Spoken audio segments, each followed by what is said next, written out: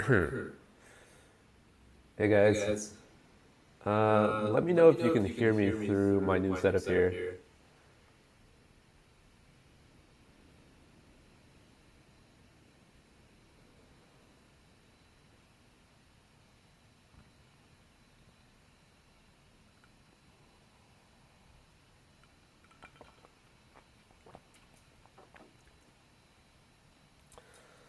So there's a bit of an echo. Let me see.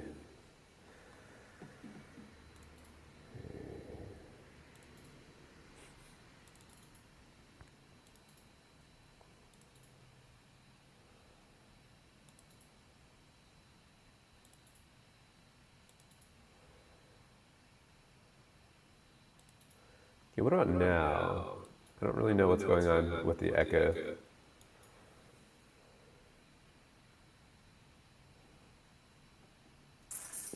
There's also a bit of a delay from when I'm broadcasting and when I'm seeing on the live stream here.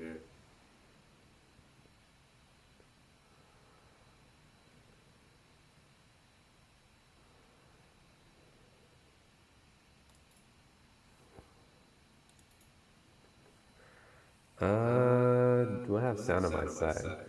No, I do not. Um, Still trying to figure out how to set everything up.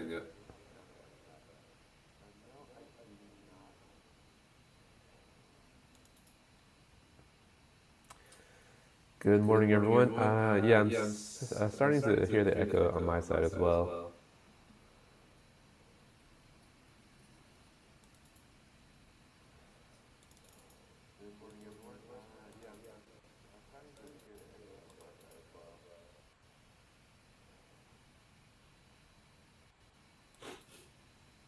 That's strange.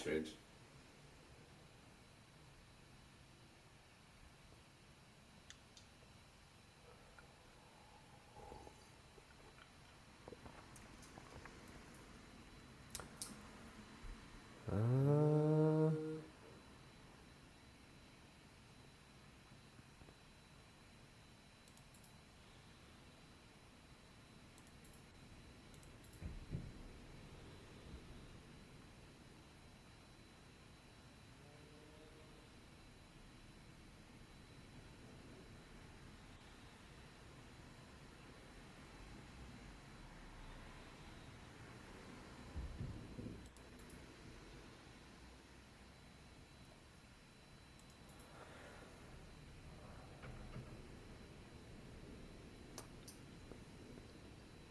yeah.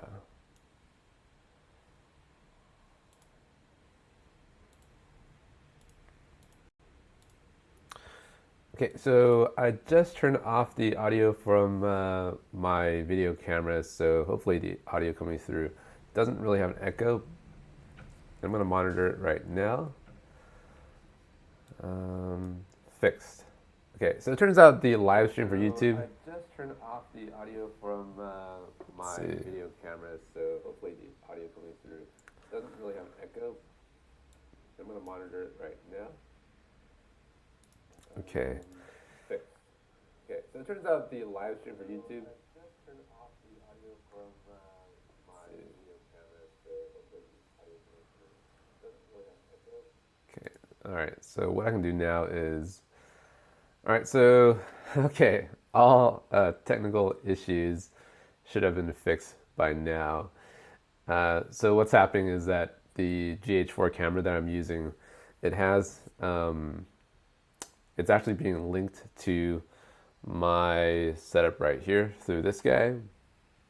And this is this little box that allows you to send the signal from your camera to the MacBook. So this is a lightning port right here, connects it directly to your MacBook, and then you can take your DSLR video and put that directly into a broadcasting software. I'm using this thing called OBS.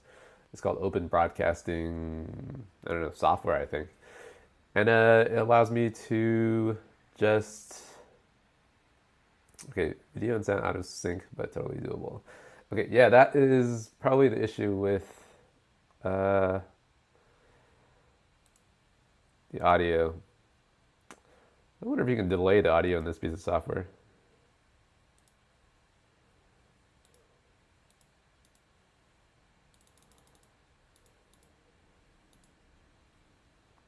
Duration. Okay, so I am just learning how to use a lot of the options inside of the piece of software right now. I just turned on this thing called duration, and hopefully the lag in the audio is better. Okay, so let me just go on Twitter real fast and see if anyone else wants to join.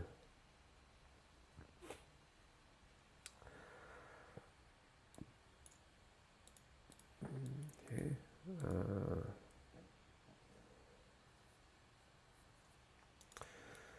Okay, so one thing I want to show you guys today is an app that I have been working on. And how do I want to do this here? So I'm going to shrink myself. And what can I do here? And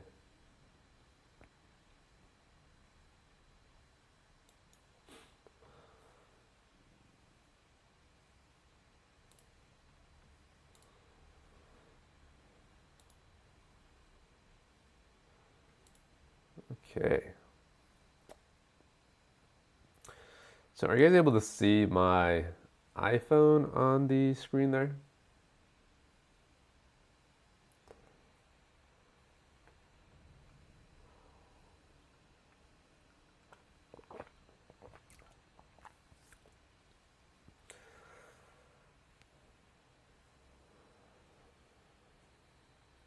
Okay. So I just want to quickly show you guys an application that I've been working on with someone in Morocco. And it looks kind of like this, and it plays audio. You guys probably see it on the screen. So there's that. That's this. There's that. What did I want to show here? Yeah, so a lot of the functionality that you see on the screen here, a lot of the scrolling, a lot of the blur effects, that's all done in code. And again, there's really not much storyboarding going on here. When you build everything just using a nice library like the components that I have been showing you guys how to use, you guys can really achieve really, really nice looking layout pretty easily. And what else is there? Some of you guys have been asking me what other application I've been working on in the past. So that's my iPhone screen. So there's this app called Touch of Modern right here. And I built this app about 2 years ago, and this company generates about it generates millions of dollars, right?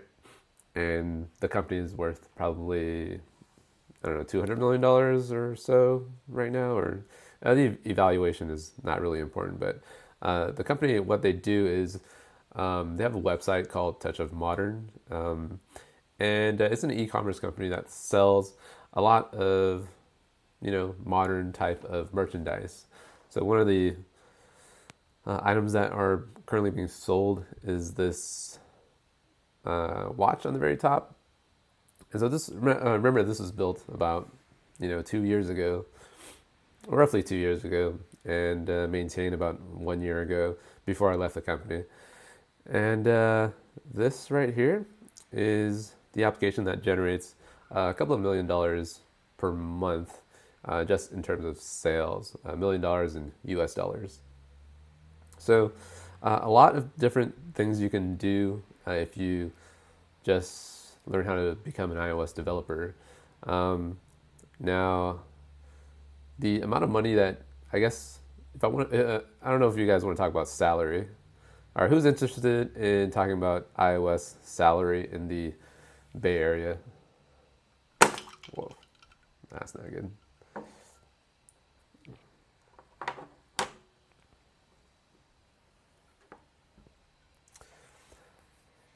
All right, so you guys want to talk about salary, right?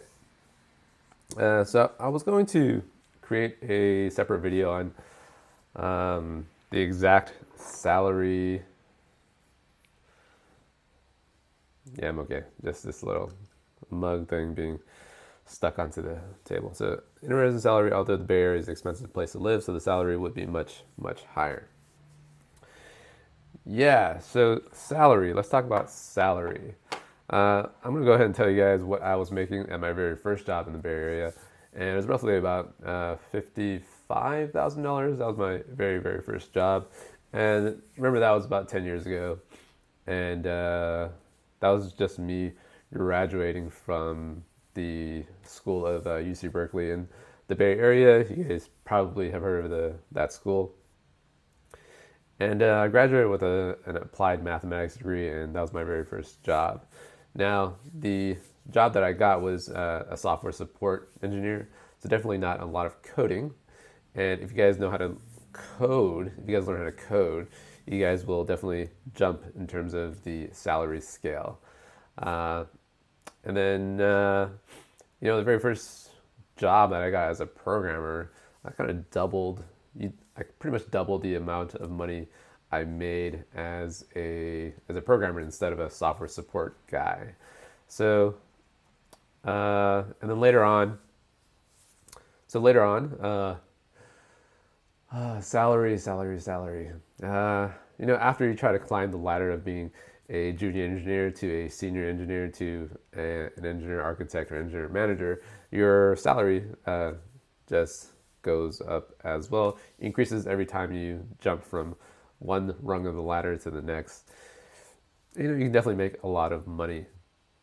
So I'll tell you guys. I guess in another video, I'll tell you guys how much money I was really making as a senior iOS developer.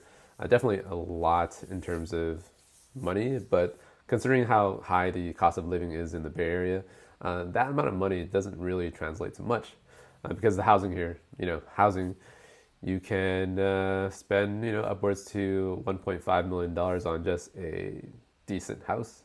I guess 1.5 is a really nice house. Typically, you'll spend about $800,000 to $1 million on just a regular house out here.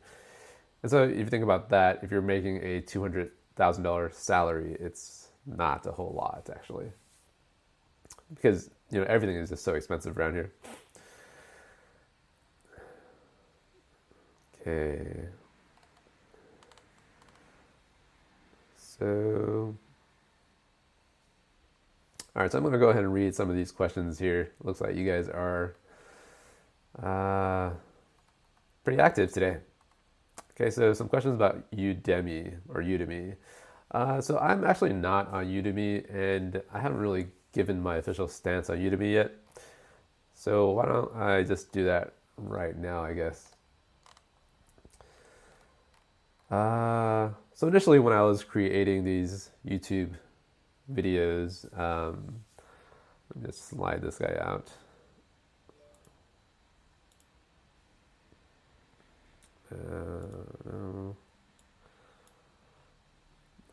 Yeah, so let's just see what I can get out here.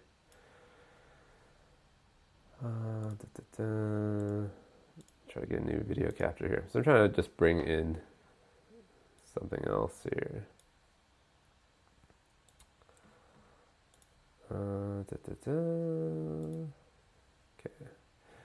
Okay. So let's see. Okay. All right. And we'll just drag that down right there. Okay. So let's see. How's the live stream looking like right now? Okay. So my official stance on Udemy is that there are a lot of Udemy was kind of like a gold rush for people that wanted to teach, various topics on just, anything that you think that you're good at. And I find that, if you want to kind of get a brief overview as to how an iOS app is kind of built using like a storyboard, you can definitely go there. There's a lot of good tutorials and a lot of good content there. And if you want to move on from making just some kind of prototype application, when I say prototype, I mean something like sort of proof of concept. you want to just get something on your phone and see how the interaction works, yeah, Udemy does a lot of, they have a lot of good content there that allows you to build out a very simple application. The moment that you want to build out something that's pretty complex, I guess some of these apps that you see on the App Store, right? The Facebook app, Twitter, Spotify, the music app. All these applications are really quite complex and quite sophisticated. If you're trying to learn how to build an application that does something that's not just a simple blog app or some kind of calculator app, you're going to find that it's pretty difficult to do that using the Udemy courses. Just because it's not that the instructors are, you know, it's not that they're bad or anything. It's not that the content itself is bad. It's just because engineering is kind of like, so the analogy that I always give is, imagine that you're trying to learn how to be a chef. If you're if you, if you try to become a chef by watching videos online, you're probably not going to become a very great chef. You really need to spend years and years of doing that particular, you know, skill set before you be really good at it. You're not going to be able to just pick up something from an online tutorial. So that's the current issue of becoming an engineer. It's, you know, a difficult subject and a difficult field to get into.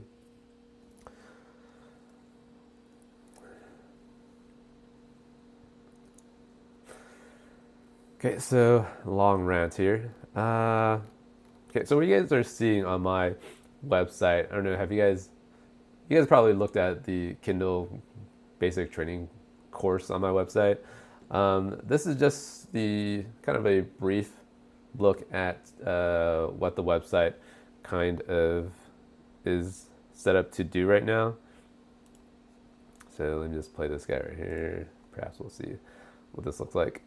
Hey, what's up guys? Welcome to the website and welcome to the Kindle Basic Training course where I'm teaching you guys how to build, and it's just a very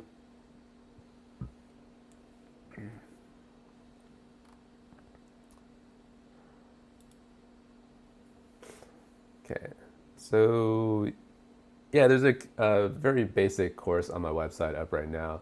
It's currently for $20. If you guys want to learn how to sort of build out a very simple version of the Kindle app, has a table view, launches a page viewer that you can swipe through. It's going to teach you how to sort of build out a very simple application. And again, it doesn't use a storyboard, so make sure you are aware of that before you purchase the course. But yeah, you know, basic stuff there. If you want to learn, you know, kind of get your feet wet, definitely take that course, and hopefully you won't be disappointed.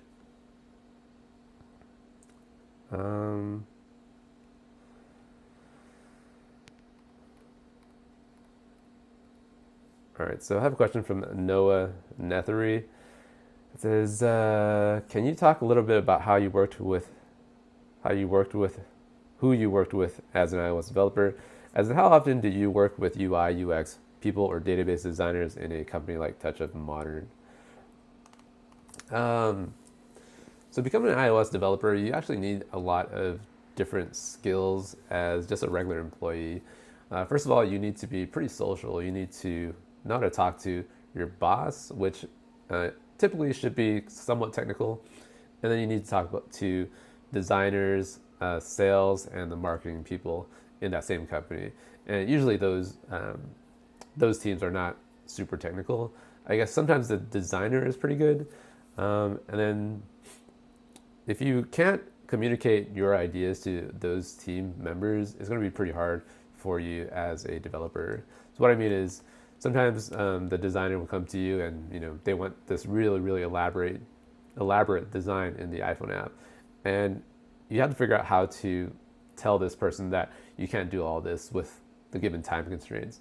And the same thing with marketing team. They want you to, for example, track all of the users and the actions that they're doing in the app, and how long or how this button here translates to a sales over here. They want to be able to track all this so that they can focus all of the marketing, all the money that they have available in marketing, so that they can further expand the customer, the user base of the app.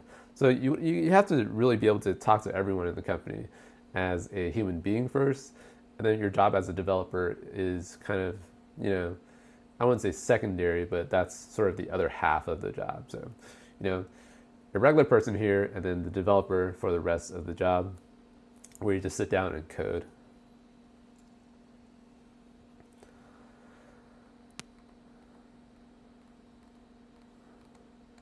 Okay, so someone says that Udemy is a lot of outdated tutorials. You learn nothing there. I wouldn't 100% agree with that. If you want to learn, a lot of basic, you want to learn, how the storyboard works, how to put a button on the screen, how to get a table view working, you definitely can learn a lot of that on Udemy. So I wouldn't say that it's terribly outdated.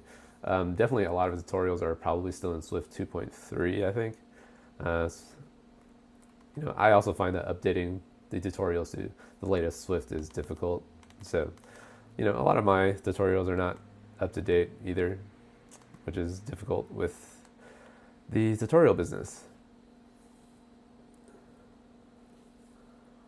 I have noticed that all Udemy course and YouTube course suffer from the same issue. Yep. Every time a new technology is updated, you have to make sure all the videos are updated too. And what you find is that most people will not update their videos. Okay. Okay, what do we got here? What do we have here?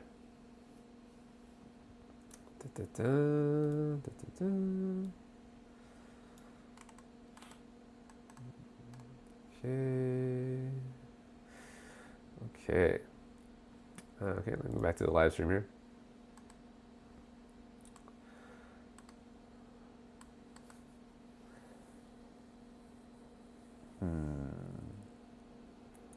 Okay, so a lot of you guys are asking the same question about how to read Swift documentation, or the or the Apple documentation for the Swift language.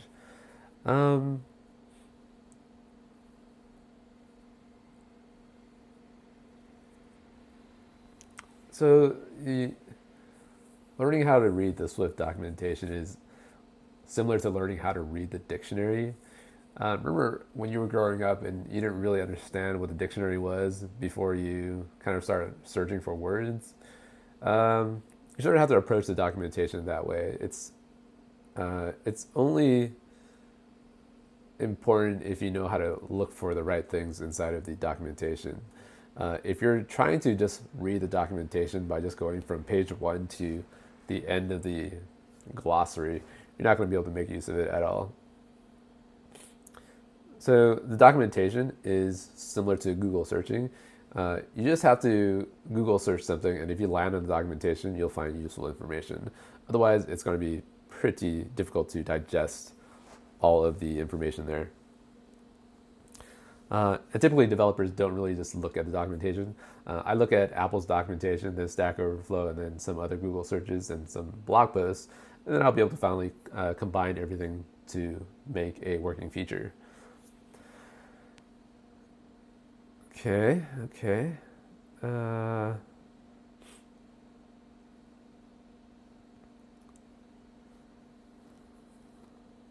Okay, so I have someone here. Paramjit Penisar says, are you looking to put more time into paid courses, or would your focus still be on free community on YouTube? So this is definitely something that I want to pursue long term. And at the same time, I want to be able to, obviously support myself. So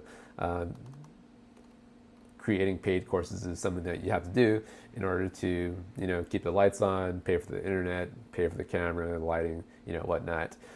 And if you guys want to support me by, paying for some of the stuff that I have on my website, that's definitely going to help. But having said that, I am going to keep on putting the videos on YouTube as well. The issue right now is that YouTube is only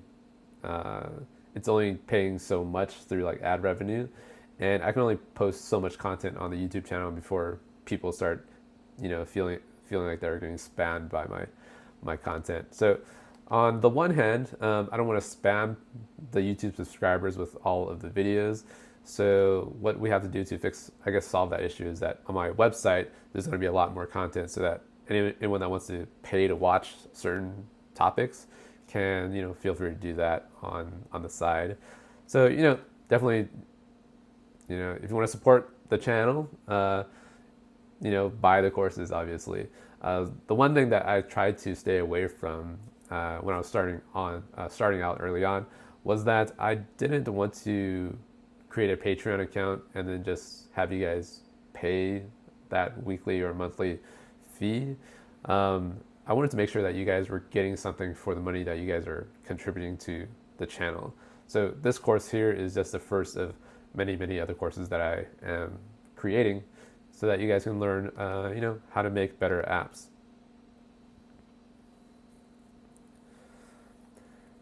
Okay. So another interesting question is, will software engineering, computer science help me become an iOS developer if there is no iOS development on the course? So how many of you guys are college students, or how many of you guys are taking some kind of course in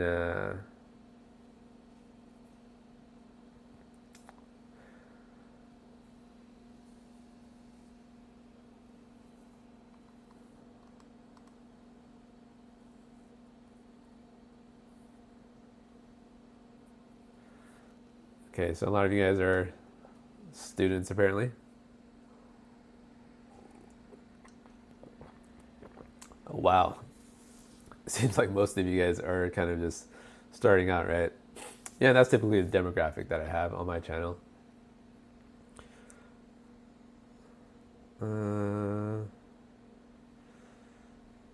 Okay, so what do I want to say about the educational system that I didn't mention in the last live stream? Okay. So I think here's kind of everything in a nutshell. I think everything from kindergarten to high school senior year, so in the U.S., I think I really consider that as some kind of big babysitting program to make sure that you learn sort of the basics of everything in life. And even then, you don't really learn it much throughout the, K through 12 here. It's not until you really go to college. So I went to community college, and then I went to UC Berkeley, and UC Berkeley was a really difficult school in terms of the computer science courses there, and I can honestly say that if I didn't take those computer science courses, I definitely would not have been as good of an engineer when I started out programming. And even though you don't learn anything about iOS development and you don't learn about mobile development that much, the skills that you get, the skills that they teach you as to, how to write efficient code, how to tackle difficult exercises, difficult algorithms. So some things that you will learn how to build out in school is like, how do I create this tree structure to support my search algorithm? So how do you do that? You go to school to learn how to do that.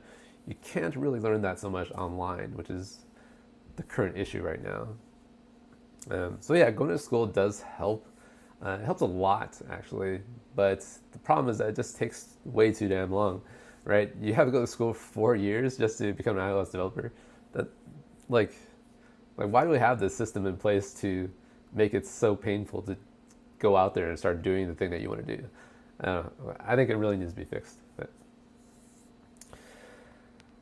Okay, please add a PayPal button to purchase basic training course. Okay. Yeah, I guess I need to add a PayPal option on my website. Yeah. So everything on the website at videos.letsbuildthatApp.com, all that is just custom code that I've built using Google Golang and then React.js as a front end. So, putting things on the website is pretty easy now that everything's up and running. So once I look at the PayPal documentation, I should be able to figure out how to do that. Okay. Okay, so this is also a common question. Which sources did I follow for becoming an iOS developer. And honestly, there really isn't a ton of, I can't say that I followed, okay, X resource and just became an iOS developer. That's not how, engineering works in general. So again, going back to the becoming a chef analogy, the chef didn't really just follow one thing and became a really good chef. He looked at a ton of different books as to, I want to build, Chinese cuisine, Japanese sushi cuisine. You have to look at pretty much everything that you can get your hands on, and then try to become good at every piece of, every skill set that you want to just improve in. So I guess the answer to what is the perfect resource for learning Swift really isn't one. The perfect way to learn iOS development is to just go in and build out very simple applications, and then you start from simple, and then you get from simple to very sophisticated apps.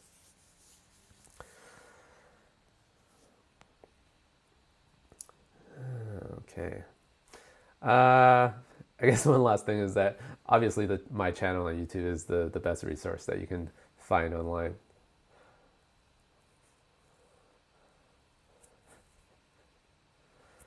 Okay, thoughts on Treehouse? Yeah.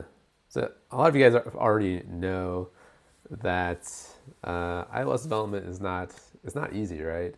You can put things on a screen and you can make a button do something, and that's just the very surface. Once you try to build an app that connects to a server, uses the the camera ability on the device, sync up all your photos and messages on the screen. All that requires many, many hours of engineering work. Okay. So thoughts on Treehouse? I don't think I've ever looked into Treehouse much, and to be honest, I really haven't looked into Udacity or all of the other online resources. The one thing I do know is that there isn't a lot of content out there that teaches you how to make realistic, real world applications. And that's what I'm trying to provide for you guys.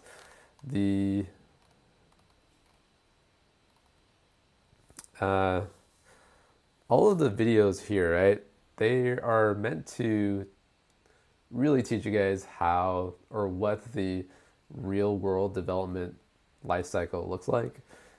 And you can think of it as sort of pair programming. I don't know if you guys have heard of pair programming, but basically you're just sitting down with the senior engineer and you're just watching him code. And the experience that I'm trying to provide on the YouTube channel is just that. You guys should be able to see programming from a more senior perspective, and through that you should be able to learn a lot of how this person thinks and how clean the code looks when he's typing it out. If I had this type of resource when I was becoming a software developer 10 years ago, definitely would have been very helpful. There were some videos out there that did this, and they were extremely helpful. So I'm trying to give back to the community, obviously.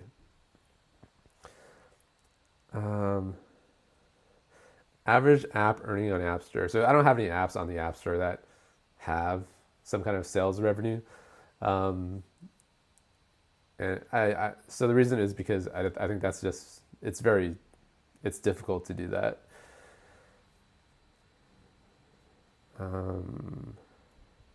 Yeah, and I'm not really interested in building out apps for that purpose of, generating some kind of revenue stream. Okay, RX Swift. A lot of you guys are probably not really interested in RX Swift. It's a pretty difficult topic to explain. Okay, so someone's asking me, I was wondering what you do next to making YouTube videos. Am I working? So yeah, I also have contract jobs and people that come to me to build out their apps.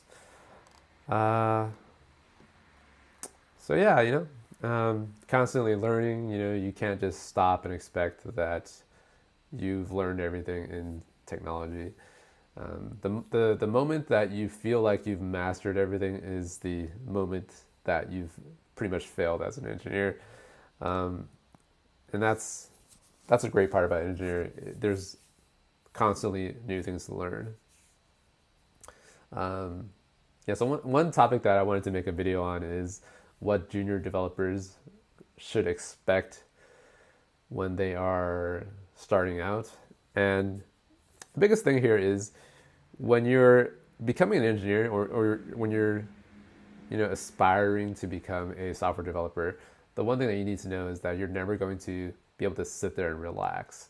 If you are someone that enjoys sitting there playing video games, watching TV, you're not going to succeed at a very high level.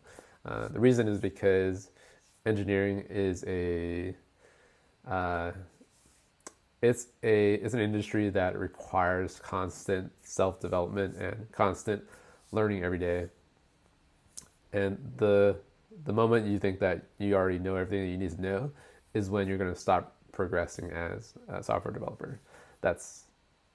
I think that's a great part about being an engineer or a developer, because you won't really get bored at your job.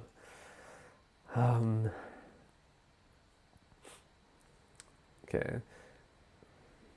Will I have any Objective-C for Swift developer? So Objective-C, I mean, why are people still learning Objective-C? That's crazy to me. It's kind of like me saying, okay, I want to learn how to write like a Java code, but I don't want to use the latest Java version. I want to use the Java version from 10 years ago. Don't make it hard on yourself. Just use the latest code that Apple is recommending to you. And yes, I know Objective-C is still in use by a lot of different places. But if you're just learning how to make iOS apps, don't try to learn Objective-C.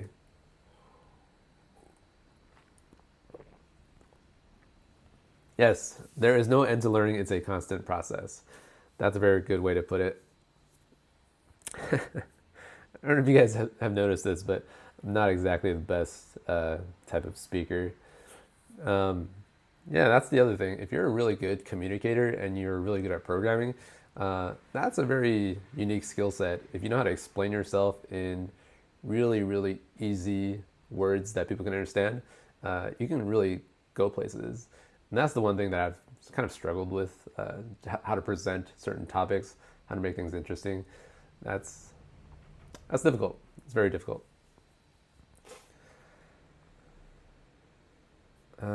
Teaches more advanced and complex topics that is going to be useful for us.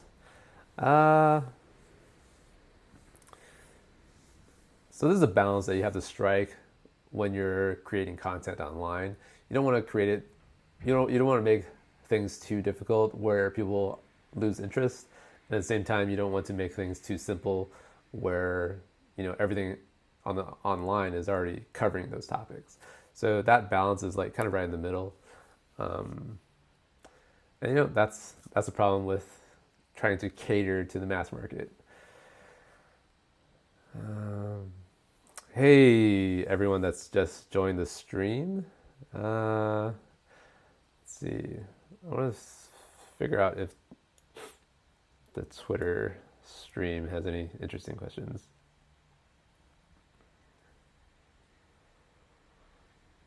Okay. So I got a question from Daniel Alejo. I have a question. The payment course on the page is all Swift without using layouts.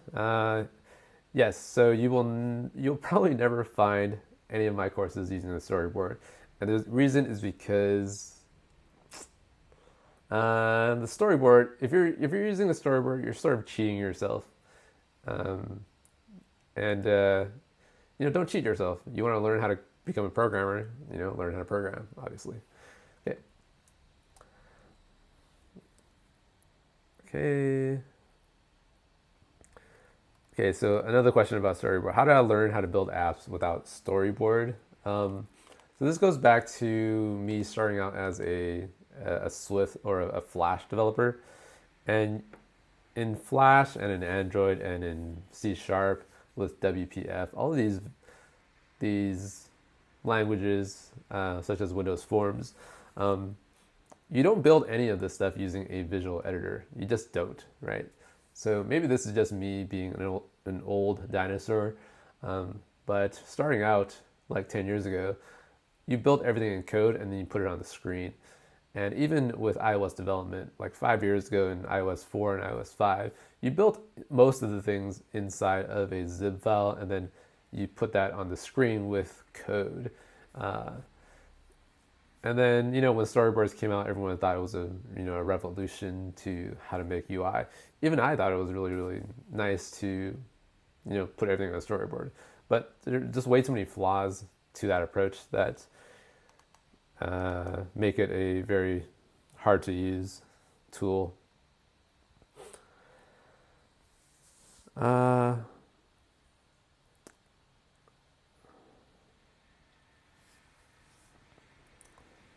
Okay. How do I make this bigger here? Okay, let's see.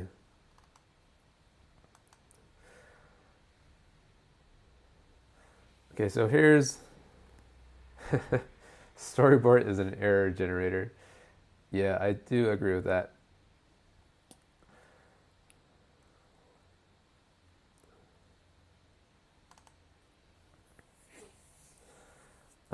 Freelancing like Upwork. So you'll notice that if you join a website like Upwork, it's just flooded with engineers that are, probably not that great, and they offer their services for a really, really low cost. So if you want to write a lot of difficult code and be paid very less, you can go to Upwork. And obviously for me, I live in the Bay Area, which is really expensive, so I can't really take that approach. Okay, Alexander Key, nice to see you again. Yeah, so Alexander has purchased the course. Hopefully, hopefully you guys can purchase that Kindle basic training course as well. So Alex, there are new videos on that course right now. So I've been looking at who's been watching what, and if you want to, I think there's 2 new videos since the last time I updated the course. And if you want to go watch those videos, they're online right now.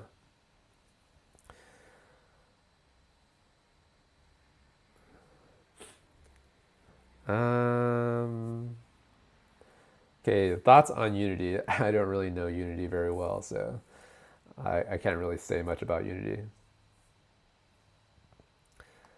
What do you eat as an iOS developer? What do you recommend?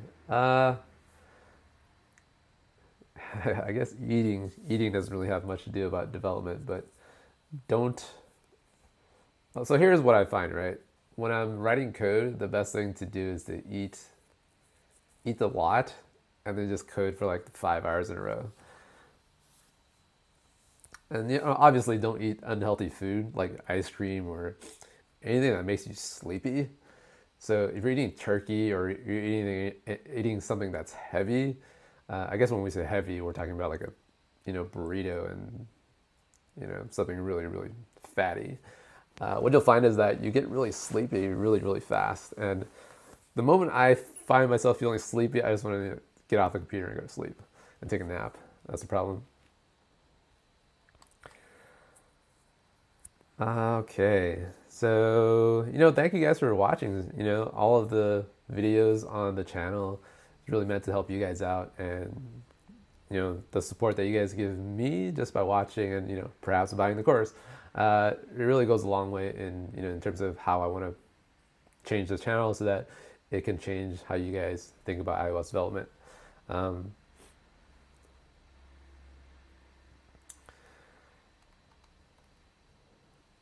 Yeah.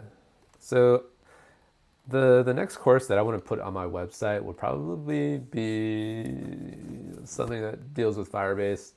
I have some ideas on like perhaps building out the Instagram app or building out Snapchat or something that uses the camera. And then another idea is to use the map, or a lot of you guys probably want to learn how to use the map. What is it called? UI Map Kit? Yeah, Map Kit. So maybe I'll build out an application that teaches how you approach using the GPS on the device. So any tips on learning new programming faster? So I think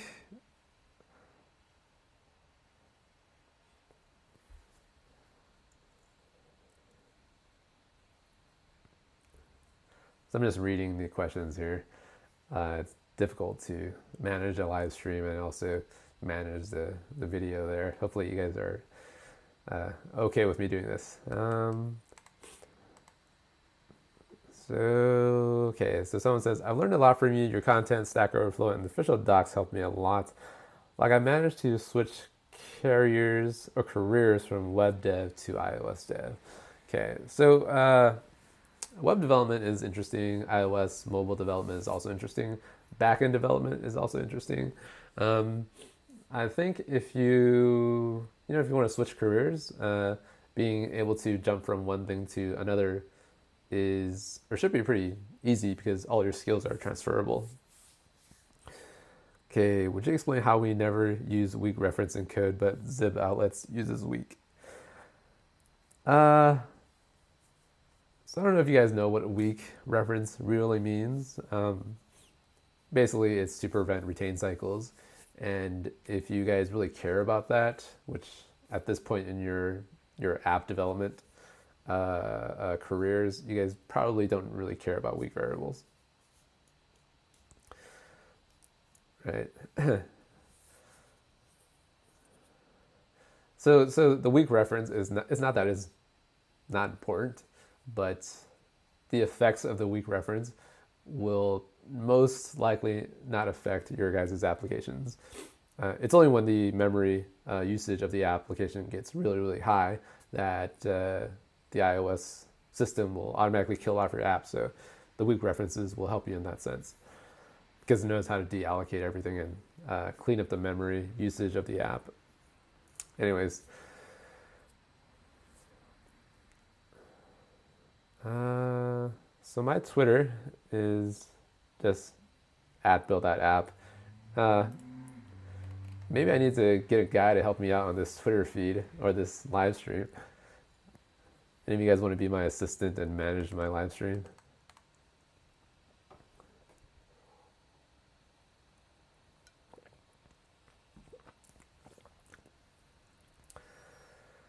How do you train algorithmic thinking? That's a good question. It's difficult.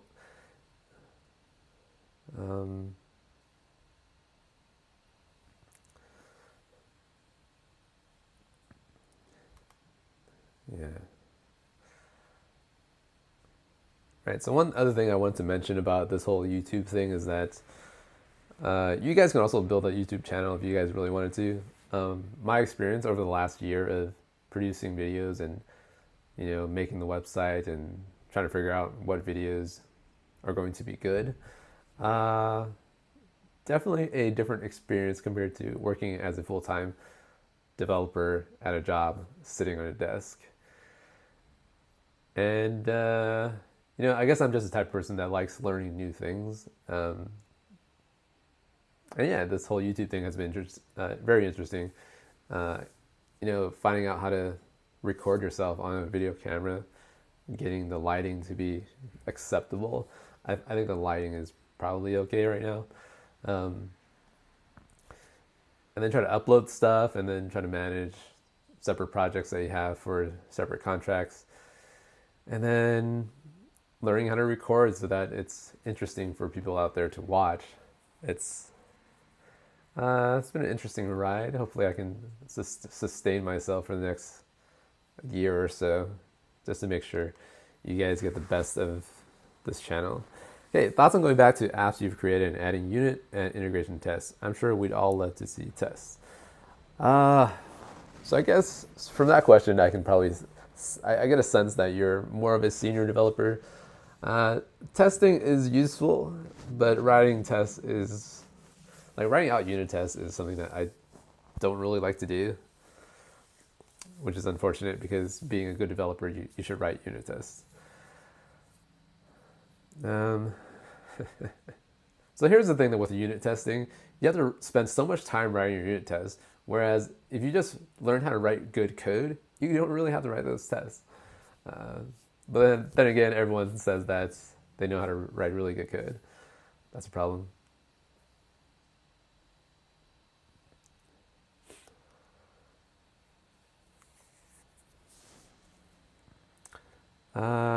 Which apps did you contribute making it that hit the App Store as well? So did you guys take a look at the Touch of Modern app? Do I still have it up here? Okay. Open. I think I have this right here. What is this? No, that's not it. Okay, so this goes up top here. Okay, so have you guys looked at Touch of Modern yet? You guys should go to the App Store and look for it. All right, so huge promotion for the app that I built roughly 2 years ago called Touch of Modern. You want to go download it. It should be available on the US and international stores as well. I'm not really sure if it's available internationally, but again, this application here generates a lot of money in terms of sales on things like watches. So you can drag this guy up and down, dismiss it, and let's see, go there, and there. Let's see, what does that do? There. So yeah, a lot of different things that you can do in this app. Then you click on there, zooms in the image, and you can zoom in right here and drag it down. So if you guys want to buy this $1,449 watch, you guys can do so. So some of you guys are probably saying that a lot of these items are pretty expensive, right? And they in fact are quite expensive, but you know, there are a lot of clients or a lot of customers for Touch Modern that buy expensive things. And the thing is that the quality of these watches are pretty amazing. I remember we had, you know, a ton of these watches on a demo at the company, and they're really, really nice watches. And people that use iPhones are generally more willing to spend money on merchandise. So these really expensive watches, they sell really, really well, and that's how this company makes a lot of money. So what else is here? And then at the same time, they sell a lot of furniture, which looks like that. And let's see, drag over. Yeah, this. So I'm just playing with my application right here. What else is interesting? Slide out the menu here. I know a lot of you guys have requested to build out this slide out menu guy. But you know, you guys can look up online to see how to do it. What is this? Iconic collection. Let me get this guy here.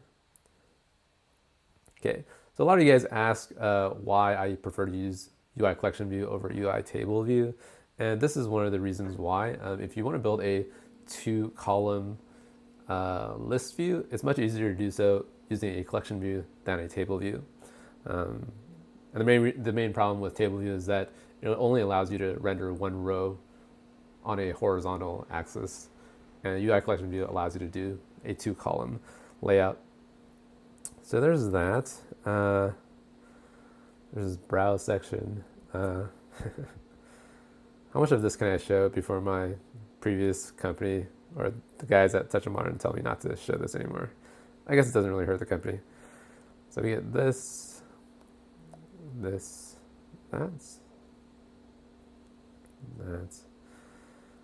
Okay, so filters, yeah. Okay, so the filter screen is actually quite difficult to make or to build. Requires a lot of tree structures and whatnot. So that's that. Yeah. Okay, what else do we have here?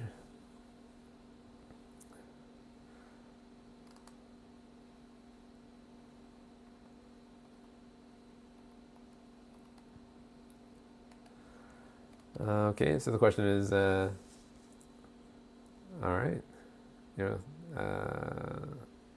how long did it take to develop that type of application? It took about half a year to get it out, and then another year to maintain it.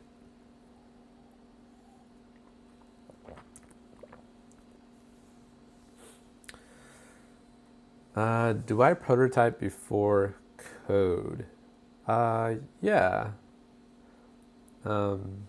Yeah, there's always a development process where you build out the thing, and then it looks like, shit, and then you turn the shit into something that looks really, really nice, right? And the process where I show you guys how to set the background color on things and make sure you see it visually, I still do that professionally. It's not something that I just show for you guys on video. It's something that I actually do a lot. What else is interesting on my phone here? I guess there's that again.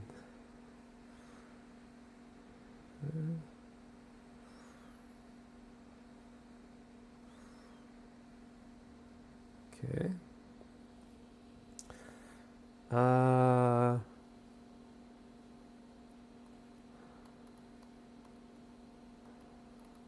Okay, tutorials with adaptive layout with code. So adaptive layout, that's, yeah, I haven't really had to deal with adaptive layout so much. Do you play any mobile games? Not really.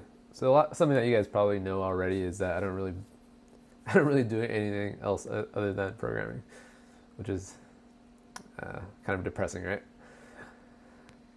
How do you make good money as a freelance dev or contractor or in-house dev? If you're just starting out, definitely get an in-house development job. I think that's the easiest way to become good at it first. And then once you know how to build things, then you become a freelance developer. If you're just starting out, you're gonna suck as a freelance developer. That's my experience, because you just don't know how to manage yourself. You don't know how much time certain projects take to build out. It's quite difficult. What do you think about exclamation mark in Swift? So exclamation mark is also called a bang operator, and it's just unwrapping certain. It's unwrapping an optional. Yeah. So I plan on making some videos on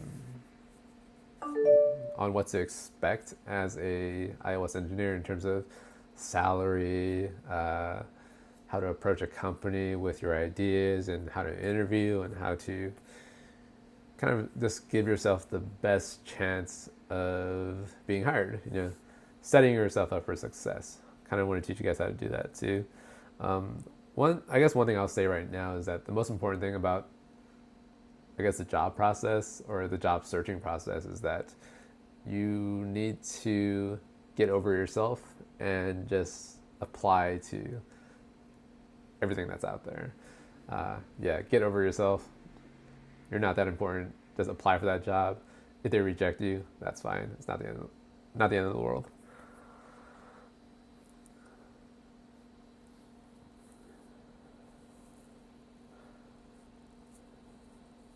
Yeah. I guess that's my main advice for people in life. Just get over yourself. You're not that important. And that's how I approach life as well. Every time I start to think that, this new thing I'm going to try is really, really scary. And what if people don't like me? What if this thing that I put out is just total shit? You got to tell yourself, okay, get over yourself, just do it, and then see what happens. That's how you should approach life.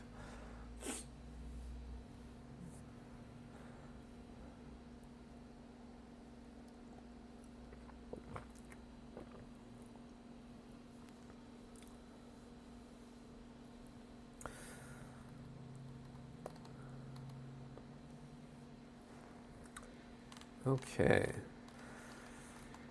What version control software do you use on your projects? Obviously, Git and GitHub.com. Pretty standard for the industry right now.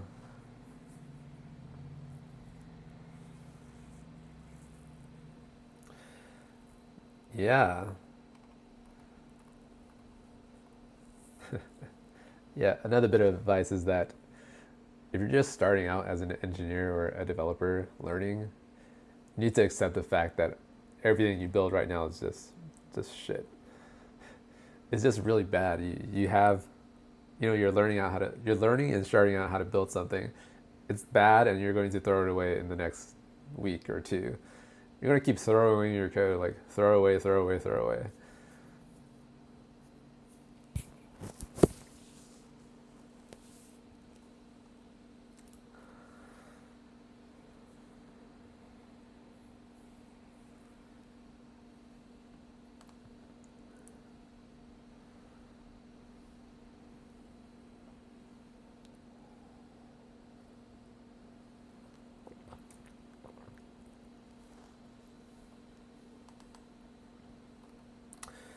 All right, how many apps have I built for myself? Apps that I've built for myself, I don't know, hundreds and hundreds probably. So every time I want to learn how to build out a new feature, I just create a new application, type out some code, and see how it works, and then I integrate that app into the main app. And that's called sandboxing. You have a sandbox application, and then you can do whatever you want in that simple app, and then you bring that feature to the new, or to the primary application. So, all right, we have some Chinese text here. 你想在大或小公司上班 ？Jay, hello Jay. 其实啊，在大的公司啊，你上班的话呢，会觉得其实差别并不大的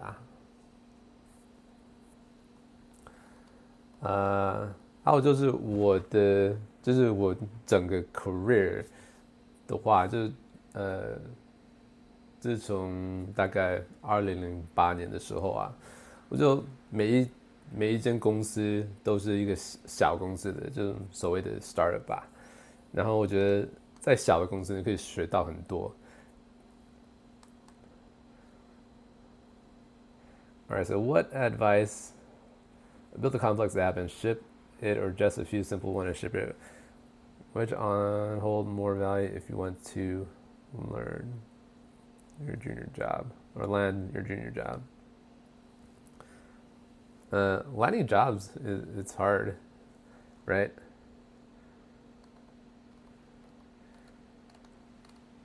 So for some of you guys that are just in college and you guys don't really understand the job searching process out there, it's sort of like you're playing roulette and then you're just throwing yourself out there. And depending on what the market is demanding at that certain point, they're going to hire you if you are the right fit. And if you imagine yourself in that same situation in the next year, that market's going to look different and it's going to demand a different skill set. So a lot of it has to do with luck. A lot of it has to do with how you interact with the people at that company. And if you're a right fit, then you'll get hired. If you think that there's some kind of magic silver bullet to the whole job searching process, there really isn't any, unless you have a huge a huge following on YouTube that shows that you know what the heck you're doing. Then you might have a slight advantage over someone else. So out of curiosity, do I have ADHD? I don't know if I have ADHD. I don't think I do. I just know that I like doing a lot of different things, and I try to do them really, really well. So the one thing that I find useful is that I don't like sitting there and watching TV and playing video games, because in the back of my mind, I'm always thinking, okay, I should be doing something more productive. Why am I just letting my brain melt away uh, with the TV. Just yeah, I have different thoughts on TV and how much of a waste of time that is. But you know, I still watch movies. I do play some games, and I watch some TV shows, and I watch a lot of YouTube. So I, you know, I have my vices and my sins. Jack Wu，原来你会中文。Jack Wu，yes。其实会讲中文并不也不算很难啦。因为我从小就是学，就是从小就是会其他语言，所以要学中文，其实对我来讲没有就没什么吧。OK。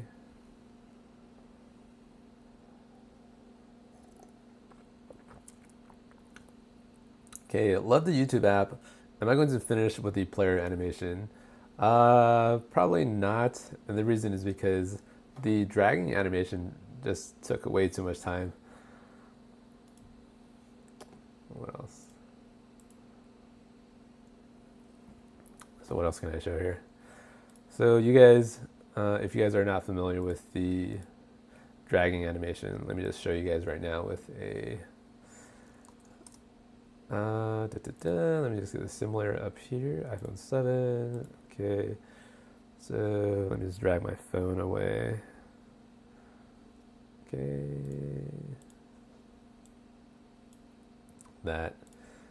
This, bring it up a little bit more. And then simulator is right here. I feel like I'm hosting a show here.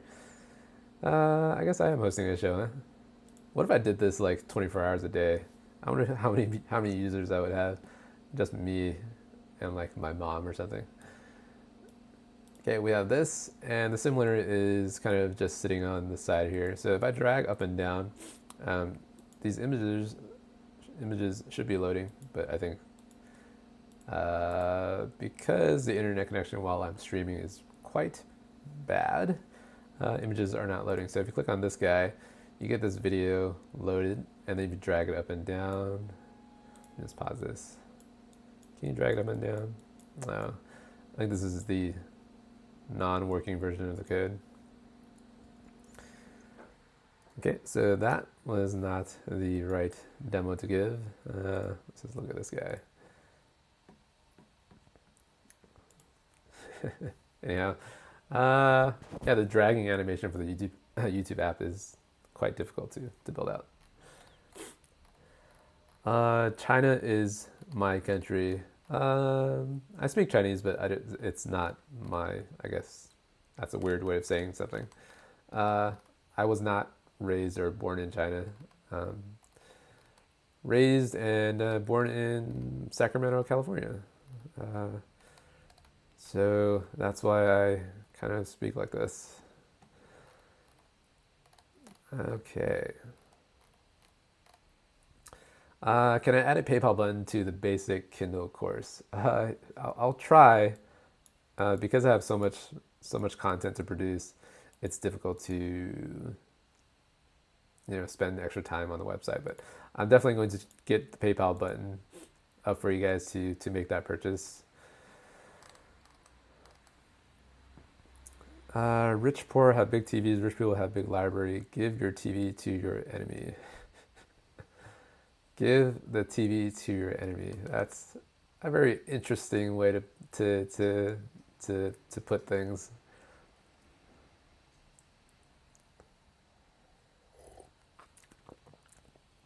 Yeah. So what you'll notice is that rich people don't waste their time on things like TV and video games.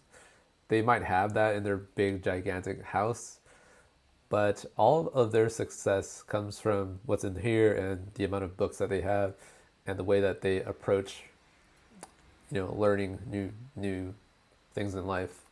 And then you'll notice that the folks that are poor and that are not succeeding in life are often wasting their time on things that don't really matter, such as, I'm gonna follow the next trend that Kanye West is going to uh, debut with his new clothing line or his new shoes or whatever.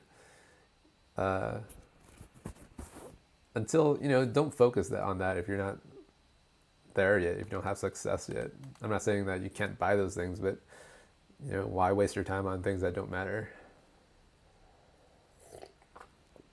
I guess I have to mention that I'm pretty minimalistic. I don't need much in terms of material stuff. Anyways, that's just me. What DB do you normally use and why? Can you make a video on using DBs in app? So I use MySQL. A MySQL database. It's pretty easy to use. Have you read Cracking the Code interview? Nope, I have not. So I honestly don't believe in being good at interview questions. It's the logic there doesn't make any sense at all, right? You want to get a job, you have to learn a bunch of these questions so that you can prove to some guy that you know how to solve questions. Being an engineer it has nothing to do with solving those questions. That's the unfortunate thing. And the sad thing is that solving those questions will actually get you some of those jobs in certain places. And I've had to solve all of those questions to get all of those jobs that I've applied for in the past, which, it's a cruel world where you have to play this strange game.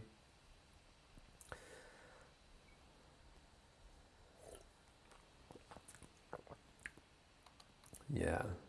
So a lot of you guys are probably interested in doing or building out a backend as well. So I plan on putting up more courses on my website for you guys. Any tips for a student to graduation? I'm currently in a work year, but will leave uni soon.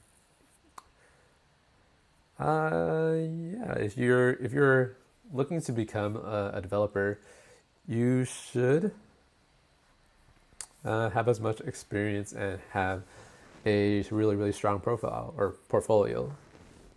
If you don't have a good portfolio, it's hard to kind of gauge how well of a programmer or how much programming experience you have. So something that you guys probably don't understand from a senior developer's point of view, when they're looking at your resume and they look at the applications that you've built in the past kind of 3 to 5 years, it's really easy for us to tell what exactly you know and what the problems are inside of your application, because we've faced and we've solved many of those problems. And if you are going to show your applications inside of your portfolio, we're going to criticize you on those apps and critique it as much as possible to see how much information you actually know. Okay, in my experiences, do you need to have 3 skill sets to land a job? Learn how to get through the agencies and deal with them. Learn how to answer interview questions and the actual job rec.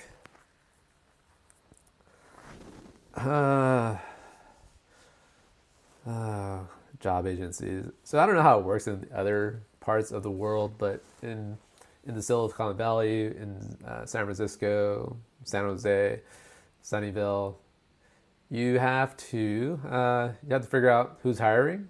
Then you have to apply, and most of the times you can reach the HR through that application process, and then HR will send this resume to the senior hiring engineer manager, and then this guy will send it to the rest of the other developers to make sure that resume looks good and they approve of interviewing that guy.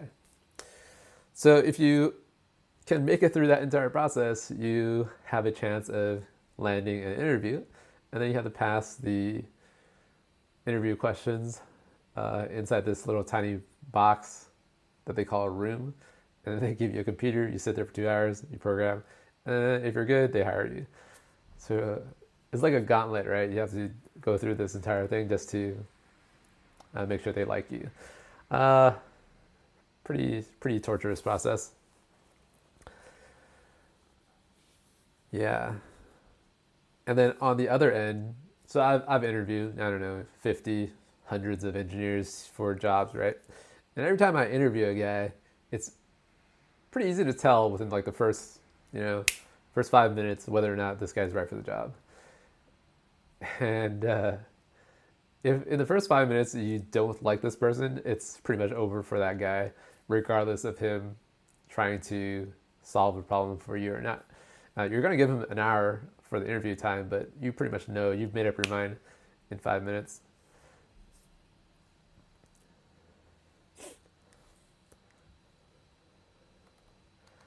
What books would I recommend? Maybe I'll write a book, and then every time someone asks me this question, I'll recommend my own book. Get some sales that way. All right. I'll see you later, Rosario. Is it enough to show the apps that I've done in my spare time? If I've just graduated and have no official work experience, how can I get myself into the iOS world? So good question. That's a question that applies to pretty much every field. How do you get experience somewhere where they won't give you a chance of getting experience there? Strange circular logic that we have in our society. So obviously, if you want to get experience, you should get an internship. If it's too late to get an internship, you just have to start building out things on your own. Yeah.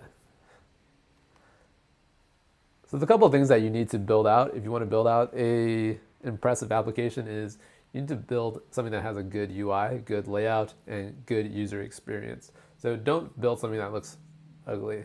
And at the same time, you need to build something that uses, for example, core data. Core data is not that important, but it's hard to, it's impressive if someone can use core data.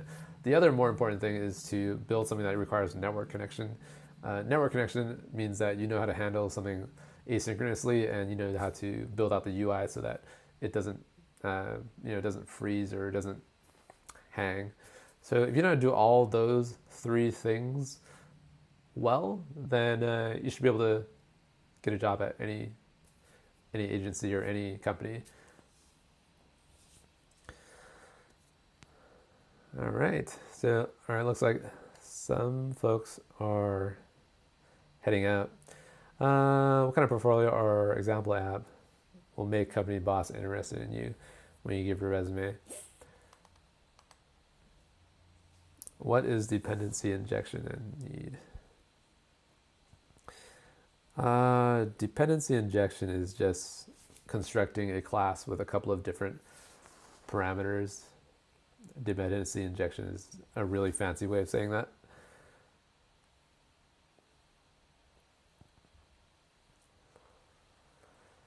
Okay.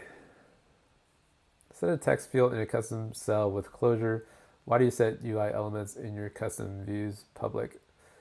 So obviously there are a lot of improvements to the code that I type in these videos. And the thing about these videos is that I am trying to show everyone how to do certain things without trying to trying to confuse folks with other unrelated topics. So the code that I'm writing is not optimized, is what I'm trying to say.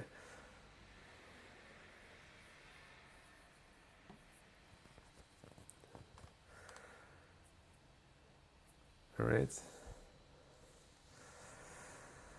Okay, so Slava Breath, how many episodes are you planning to make for the Twitter application? So I honestly don't know how many episodes the Twitter series is going to require for me to build out the entire app. I should have something on Monday, but I haven't recorded it yet. It's going to take a while, but with the LBTA components pod, it's definitely probably killed off like 5 videos that I didn't have to make. So that the components library allows me to just build out an app really, really, really quickly. And without those components, making the app would take forever, right? So I know some of you guys are probably confused as to how the LBTA components, the data source controller, how that works. But I really don't want to register and dequeue cells and do all that every time. So,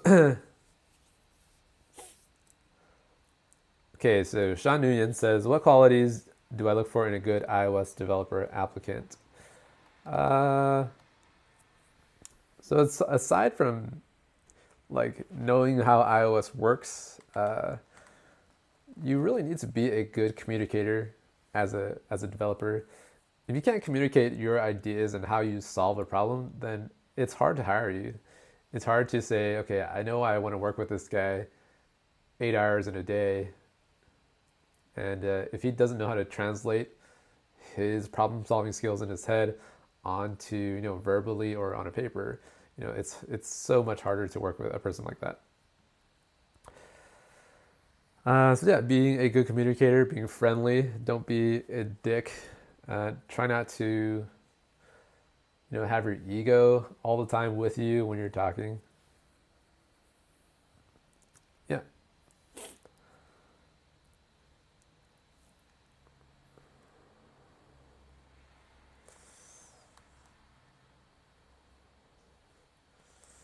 Where to keep data if you don't have your own server? Well, on the phone, core data, or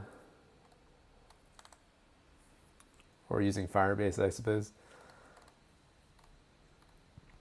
How did I start programming? You should watch that video on, was it top 5 programming languages for 2017? Kind of tell everyone my history as to what I did to get into programming.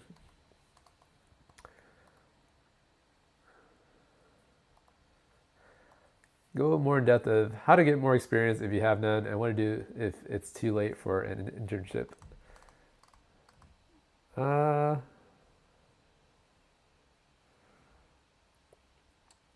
Yeah, I mean, honestly, I was facing that same problem when I was in college, and it was too late for me to get real world experience as an engineer, and it's hard, it's difficult, and it's a process where you have to start kind of working on your own, I guess. So when I graduated, I purchased a bunch of books related to the field that I was going to get a job in, which was not computer science. And then I just read all of these books, and I tried to apply for that field, and eventually I didn't get a job in that field, so I decided to do software instead. Which in hindsight was the better move. Do you have a girlfriend? Honestly, nope. Single at 32. Yeah. Do you think modesty is good if you're a programmer? Yeah. So you know what's really annoying when someone wants to tell you about how smart they are? So do you, I guess many of you guys have friends out there that are constantly kind of bragging about, oh, I learned this new thing, and do you know this technology exists where you can do this, and that? I mean, those friends are nice to have, but they get quite annoying after a while. Big question. Is it a good idea to switch to Swift 3? Yes. Swift Xcode 8.2 already doesn't support Swift 2.3, right? Or I think 8.2 is the last version of Xcode that still supports Swift 2.3. Xcode 8.3 will not have the Swift 2.3 compiler, so you have to switch pretty soon if you want to build your application.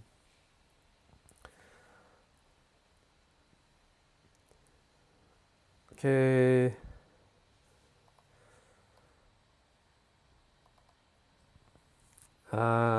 So Deontay Johnson says, I have a quick question in your previous videos. Is there a tutorial that deals with push notifications? Example, when a message is sent to another device. Push notifications are inherently very difficult to manage. Um, that's why you don't find a lot of tutorials on that subject. And the technology that you use constantly changes to deliver those push notifications. Um, so, at the same time, it's hard, but I want to. I want to create a video on how to do that. I don't have one yet. Yeah.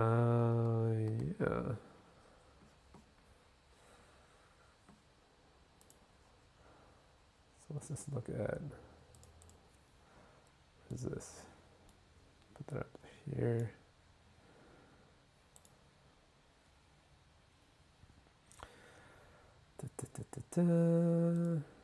Okay, so I'm going to end this stream pretty soon. We're reaching the hour-and-a-half mark. And you guys are probably getting tired of me talking. I know I'm definitely getting a little raspy here. Okay, what is my Mac setup? I get that question a lot. So my Mac is a 2013 MacBook Pro Retina, 16 gigs of RAM, 512 SSD hard drive. And then we have, 15-inch, whatever the processor is, 2.3. I don't know, I paid $2,500 for it way back in the day in 2013. I think I paid $2,300 at B&H Photo. Just because B&H is located in New York, you don't have to pay the tax, which is quite a bit of money if you're paying $2,500 for something. What are you expecting to see in Swift 4, and what do I want to see? So Swift 4. So one thing I want to see change inside of Xcode, not so much Swift 4, is that we should really get the ability to refactor our code with a simple button, right? So I want to change a class to another name. I should be able to change that class and have that effect cascade into every other Swift file. Right now, if I want to change the name of something, it's super difficult to just rename something. This is a shortcut where you can rename a thing in one file, and that's super helpful. But in all modern IDEs, such as IntelliJ, Eclipse, you can just hit refactor, and then you just change something. Why can't we do this in Swift? That's super annoying, because whenever I make a new class, I have to think for like 5 minutes. Okay, I know I can't change the class name right now, so I have to make sure this class name is going to last forever. Pretty annoying, but that's what we have to deal with. I guess in terms of the actual Swift language, if there was an easier way to deal with optionals, that would be nice. I think all these guard statements and if-let statements are pretty frustrating to deal with. It's not that it's difficult, but that line of code it's just an extra step for us as a developer, and it doesn't really help a lot. But yes, we do have to have optionals because it's important. Okay, so you can't see me anymore, right? So let's see, how does this work here? Let's string this guy down here.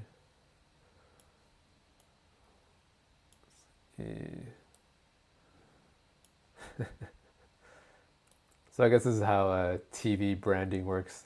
They try to drag whatever they're trying to sell into the screen somehow, right?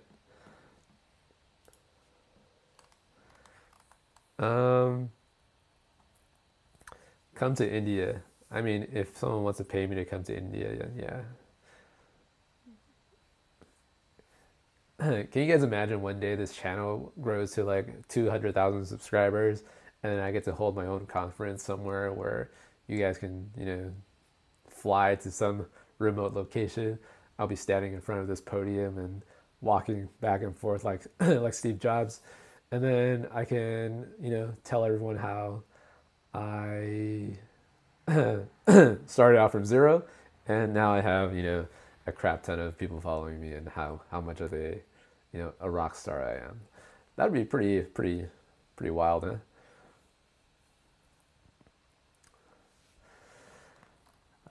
Okay, what motivated you to start a YouTube channel, and what is your advice for anyone looking to start?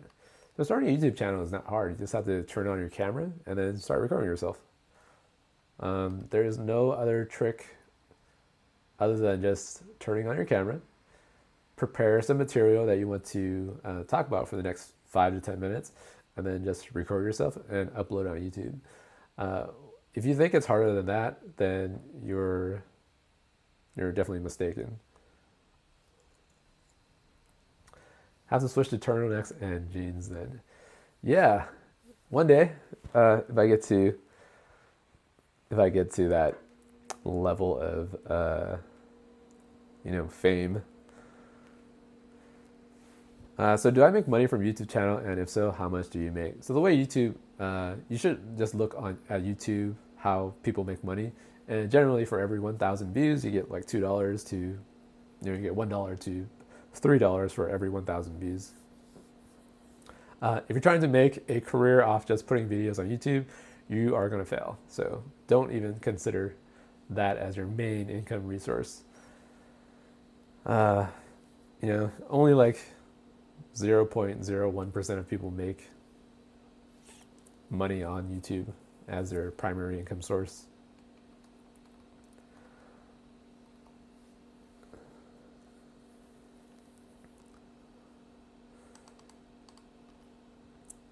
Yeah. So right now I have about 14,000 subscribers, right? And I make about $10 a day just off AdSense revenue. It's a slow process. If you want to make money off something online, you have to put in a lot of effort. And think about it, like $10 a day compared to the full-time salary of, $100,000 a year. It's quite a difference. So how can you guys contact me privately? So I don't really take private messages because it's just really difficult to answer private messages. I'm curious to hear opinion on app monetization models. There's the free, paid, and freemium models. I'm not really a huge sales or cash model guy, so I'm not going to give you, I'm not the best resource to go to for that. Greetings from the Netherlands. Okay. Trump versus Modi? What's Modi? I don't know what Modi is.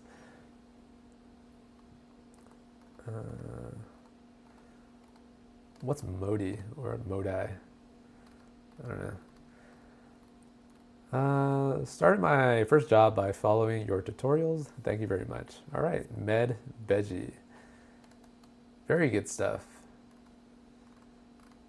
Very, very good stuff. So one idea that I had for the channel was to start interviewing people that are iOS developers, and it'd be really interesting to interview the folks that have gotten a job from watching the channels or watching the videos on the channel. That'd be really interesting. And I guess for me, I'm really curious as to how the videos have really helped. And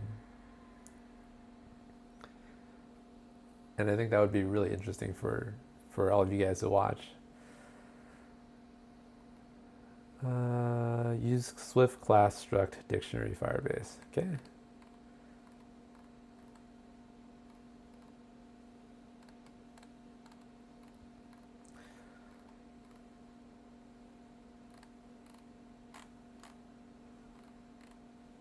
Oh, Modi is an Indian person.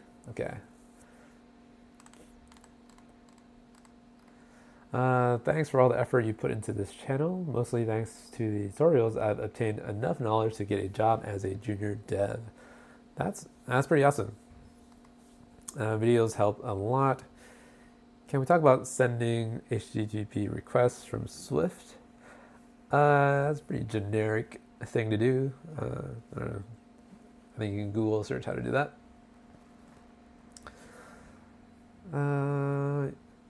Let's see. Is Swift the future of iOS programming? Yeah, pretty much. The only problem with Swift is that you can't create frameworks out of the Swift programming language. And oftentimes you'll find someone that wants to create some kind of proprietary software where the code, they don't want the code to be open source. And to do that, you have to create this framework package using Objective-C. So as much as I guess Apple wants to retire Objective-C, it's still going to hang around for quite a few years. Will you do a special for landmark subscribers, 100K, etc.? Maybe something not Swift related. Maybe I'll do something for 20K. Yeah, maybe I'll do something for 20,000. Yeah, one thing that's difficult about creating a Swift, I guess a programming channel, is that it's not as, what is it? You can't easily gain subscribers because it's not an entertainment channel. Educational channels inherently are not all that great in terms of gaining subscribers because it's pretty niche or niche.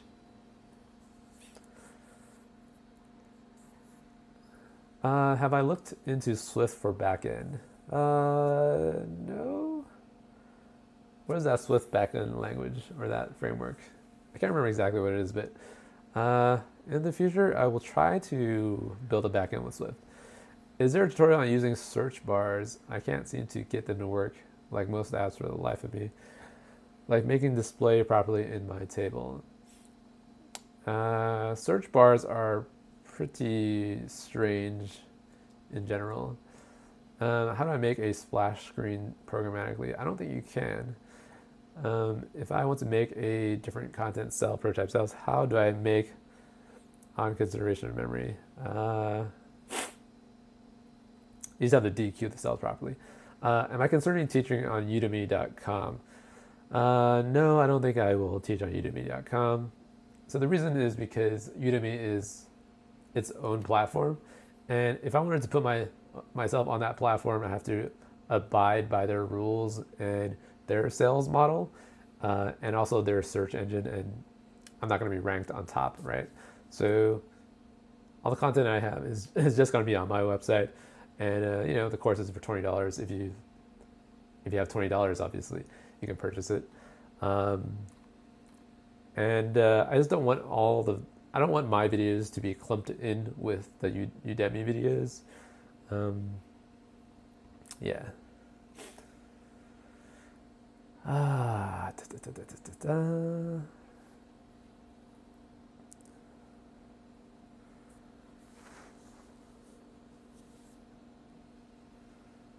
Okay, what else is here?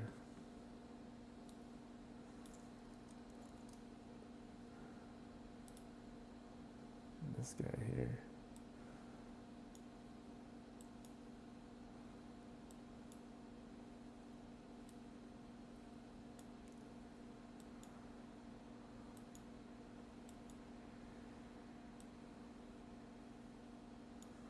Yeah. Udemy courses are cash grabs, nothing else. Udemy courses are cash grabs. So there's a huge market for beginners that want to learn a certain skill set. Udemy is a perfect platform for people that are just beginning and trying to learn something that's pretty basic. Obviously, the videos and the guides that I have on this channel, they're pretty advanced. And I wouldn't say that if you're, I think that if you're a beginner and you watch my videos, I think you'll be able to learn like 95% of everything that I kind of teach, because it's pretty easy, right? I just type some code and then I run the thing on the simulator. Pretty easy stuff. But at the same time, the things that we're building out on this channel are pretty sophisticated, and they take a lot of thinking to achieve this state of the application. So obviously, if you want to learn how to build pretty awesome and pretty complicated applications, you should follow the channel. And yeah, I don't want to. I guess why am I helping Udemy if I don't have to help out Udemy? That they have their own platform, and if I don't want to be part of Udemy, then I won't be part of Udemy, right? Yeah, because right now I don't really see a huge benefit of me joining Udemy. Yeah. And the huge thing about Udemy is that they handle the payment processing for you. A lot of people that don't know how to build out a proper payment gate will use Udemy because they have that all set up. So I used to work for an e-commerce company, so I know how to handle all the payment stuff. So, it's just a matter of me building it out. And right now on my website, you can start paying for things. And now that I have that set up, I can just put up courses, and it's pretty easy. So another thing is that I'm going to later on publish an actual App Store app that allows you to browse all of these courses on your iPhone or your iPad and whatnot. So that's going to be a lot easier to deal with than to subscribe to some kind of platform like Udemy. So those are my thoughts on that. Sorry, an IHOP trying to listen. Push notifications like GCM and Android. I know there's a way in iOS to implement GCM, but is there a different approach in iOS? So Google Cloud Messaging seems like it should be easier than Apple push notifications, but I think they're both quite difficult to deal with. Web real-time chat, is that Relay? Is that what it is? WebRTC. Very interesting piece of technology, WebRTC. Why Apple not approve background permissions? Any ideas? So my problem with Udemy is you don't learn things how you should do them properly. They just teach things like, this is how you do one specific thing. So I haven't taken any iOS Udemy courses, but my feeling is that they'll teach you how to put something on the screen, and they don't really give you explanations as to what they're doing and why it's perhaps wrong in certain cases. And the reason is because I don't think the Udemy instructors are actually professional developers. They're just people that have experience in like web development and in like backend development, and they can teach, and so they know how to learn iOS. So they say, okay, I kind of know how to do iOS. I'll just teach the thing I just learned from someone else, and hopefully they'll purchase my course. So professional iOS development looks completely different than what you see on Udemy. That's kind of what I have to say.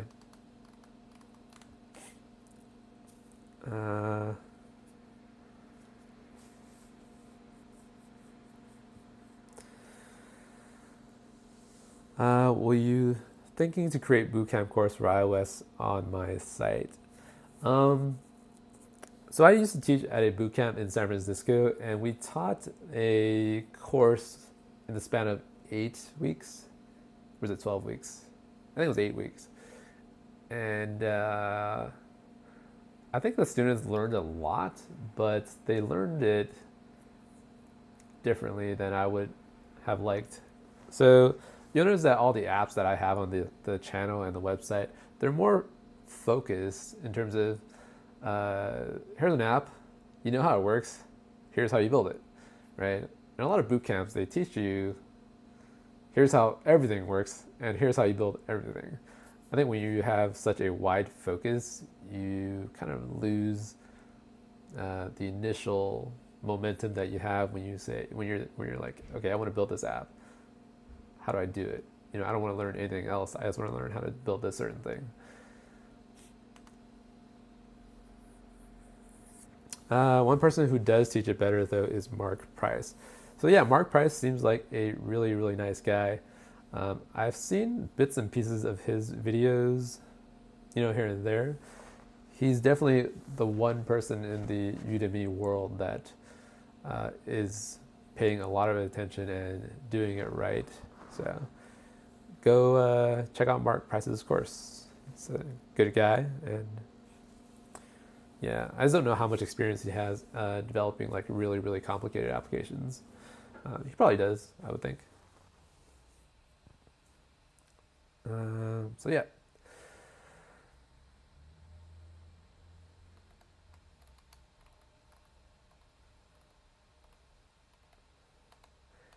getting a app a a practical goal or just working for the man? Working for the man is the easier path to take in life.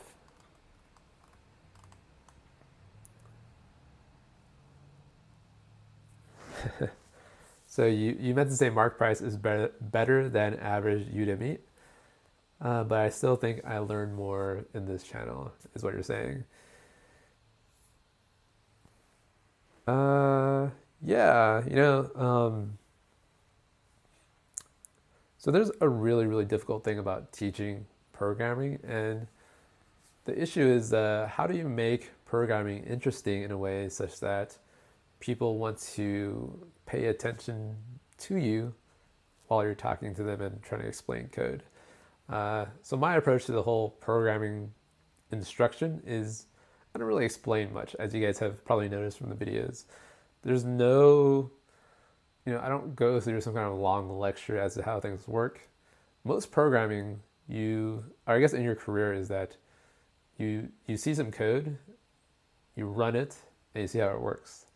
And the approach that I take is I do the exact same thing. I type some code out, you run it, and you kind of have a really good idea as to what that piece of code does. If you're trying to absorb knowledge through some guy talking, that's not really how it works. It's sort of the opposite as to how people learn, and that's what the issue with schools are. They have some guy telling you what he kind of knows where you have no context whatsoever.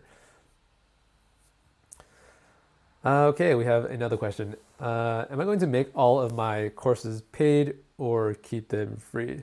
So obviously the channel on YouTube, those videos are free, right? They're already online, so you can just download them and do with them whatever the hell you want.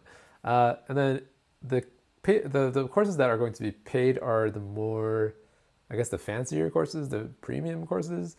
And the reason is because I can only post so much stuff on YouTube before it becomes spammy, and at the same time I need to, have people support me in terms of, getting paid, trying to pay for the internet, the lights, me, buying dinner so I can feed myself, so I can produce more content. It's kind of a community. It's nice to have a way to support myself and a way to keep the lights on here so I can produce the videos for you guys. And then, so it's, okay. So I have someone that says, keep them all free, don't make selfish. Okay. So the one thing about creating videos is that you need to somehow support yourself, right? So when you say don't make selfish, I guess in a way you're kind of being selfish yourself in that you think someone else's time is free. So, don't expect things for free from people all the time. Although, at the same time you shouldn't be paying for everything either. Yeah.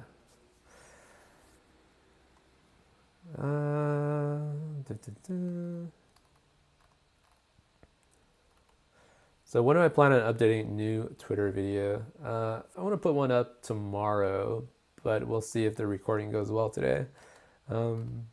Typically takes about 2 to 3 hours to create one video, which is a lot faster than it was before when I first started out. And yeah.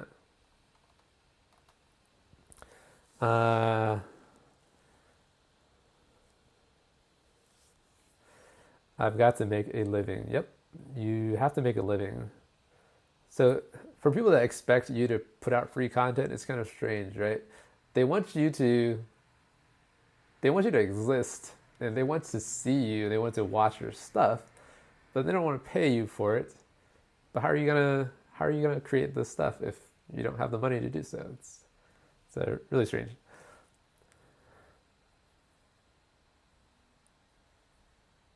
Okay, how many hours do you work per day? So I work about like 10 to 12 hours a day on just everything at once. And And so some of you guys might think that 10 to 12 hours is a lot, but actually it's not much more compared to a full-time job. Like you commute to some place, which takes like an hour, you work there for 8 hours, you take lunch for an hour, so that's 10 hours already. And then you have, another couple of hours when you get home. It's not a lot.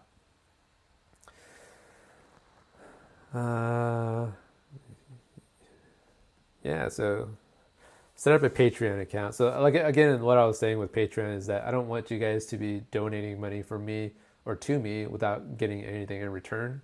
So I'm trying to stay away from like the donation process. And what I want to do is I'm going to, push out the content on the website. And then if you want to pay for it, you can pay for it to support the channel. So that's how all that works. And again, if you don't want to, if you don't want to, if you don't want to buy the courses, you don't have to. This is going to be free content on the channel, regardless of anyone paying for other stuff. Yeah, so I guess my whole goal with the channel, for the 38 people that are still watching, is to kind of change the landscape of how iOS instruction looks like. Like I think a lot of people want to become iOS developers, but there just aren't enough consumable resources that make the process of learning iOS development easy. If there's, if we have a lot more iOS developers in the world, we can get a lot more interesting apps that allow us to interact differently as human beings. So the whole YouTube channel thing is obviously it's a business, and it's also just trying to change the world to make sure anyone that needs the education, for example, you come from a country that you just can't afford really, really expensive four-year university education, the internet is here to solve that problem where you can pretty much learn whatever you want if you just pay like $20 for this course. And if that $20 is going to kickstart your entire development career, that $20 is obviously something that you should pay for. Yeah. So do you think the app market is too saturated to try and make money from it? I have some ideas, but it's hard to produce something solo as a new programmer. The app market is extremely saturated right now. However, I think Apple released the numbers of $20 billion that they paid out to, I guess, apps. So I guess $20 billion were made through the App Store in the year of 2016. So although it's quite saturated, you can still make a lot of money. So the one thing that's difficult is that you want to make sure you stand out. You want to make sure you stand out in the sea of apps that are out there, which is difficult. And that's why marketing helps. So, but then at the same time, everyone's trying to do the same thing. Okay, here's an interesting question. Brian, it seems like at some point of your career, you lost interest in working for somebody else, whether for a startup or corporate. Give us a little bit of insight, I guess, as to why I decided to quit my full-time job. I'm gonna put out a video on why it's better to work for yourself, and at the same time why it's better to work for someone else. So the idea is so the myth of not working for anyone is there's no such thing as not working for anyone. So right now I'm working for you guys out there, and so you guys are my boss. And previously at a company I was working for someone else, and that guy was my boss, and everyone buying the merchandise for that website, they were my boss. So there's no such thing as working for yourself, right? So I'm working for myself to build out my own brand. That's one way to think about it. And so that's my original goal of doing all of this anyways.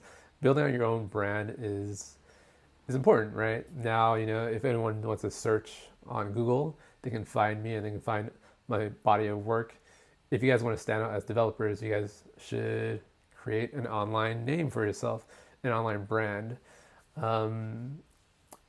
So you can think of this, think of it this way. If you're applying for a job and they get 10 candidates, and right now everyone's going to Facebook search you and Google search your name, if you rank up first and then you have a huge list of everything that you've done, and if you have a huge following, they're going to want to hire you over the other 9 candidates for that job. Most of the time, not all the time, but usually it goes in your favor if you have your own brand. Yeah, so the reason why I decided to start on my own is because at at Touch of Modern, my last company, I wasn't really doing very much other than maintaining the app, generating millions of dollars for the app and the company. But the issue was I wasn't learning anything anymore. So as you guys can probably tell, I just like learning and learning and learning. So being able to work for yourself, you have the option to build whatever the heck you want, and at the same time you can learn as much as you want. So that's the advantage there.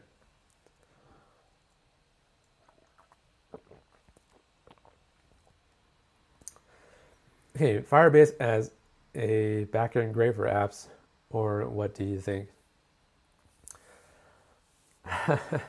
Okay, so I have my own website that manages all of the videos and all of the source code that you can download, all of the HTML, all of the text for all of the videos that I publish on the website and also on YouTube, right? So everything that my website supports, it's being kept in a Google Go server, and then it uses a separate database to persist all that data. So the question is, why don't I use Firebase? And it's because something of this magnitude, I'm not saying it's like horribly complicated, but or to make my life a lot easier, I just wrote my own custom server to support everything. Doing this in Firebase is probably pretty difficult. Yeah. So I have a lot of pages that uploads, or a lot of forms for this website that allow me to upload these videos very easily.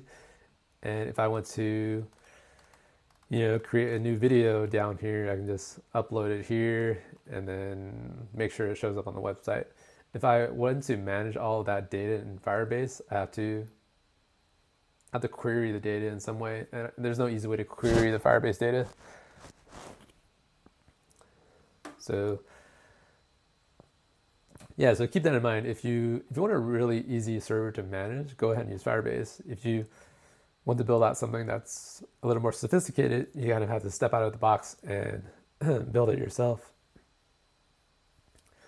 What green tea do I recommend?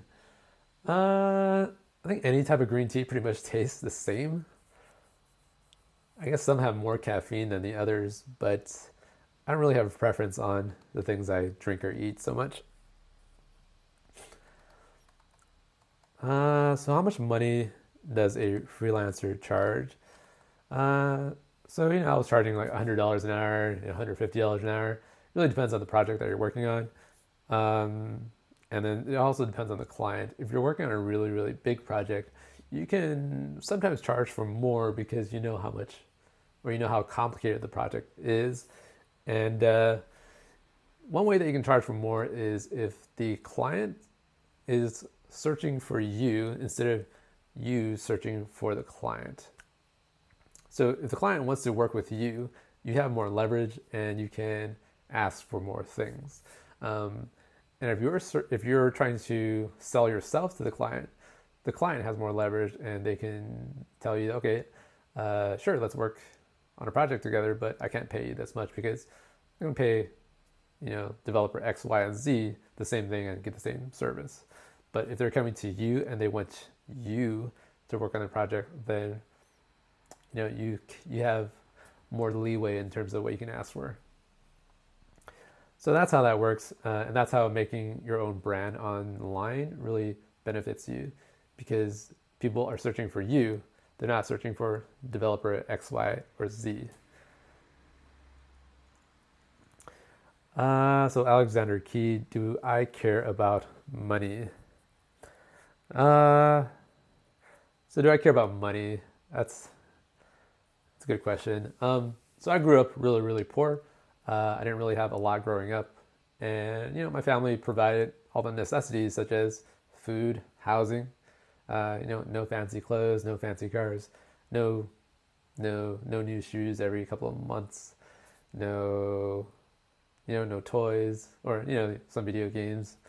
But that's how I grew up, and from that type of environment, money wasn't a big thing for me, and trying to get fancy new toys wasn't a big thing for me either. So right now, I'm not a huge material person. Um, I do have things that I want in terms of materials, such as that TV back there, perhaps this really really nice camera that I'm shooting from right now. Things that help me out in a practical sense. I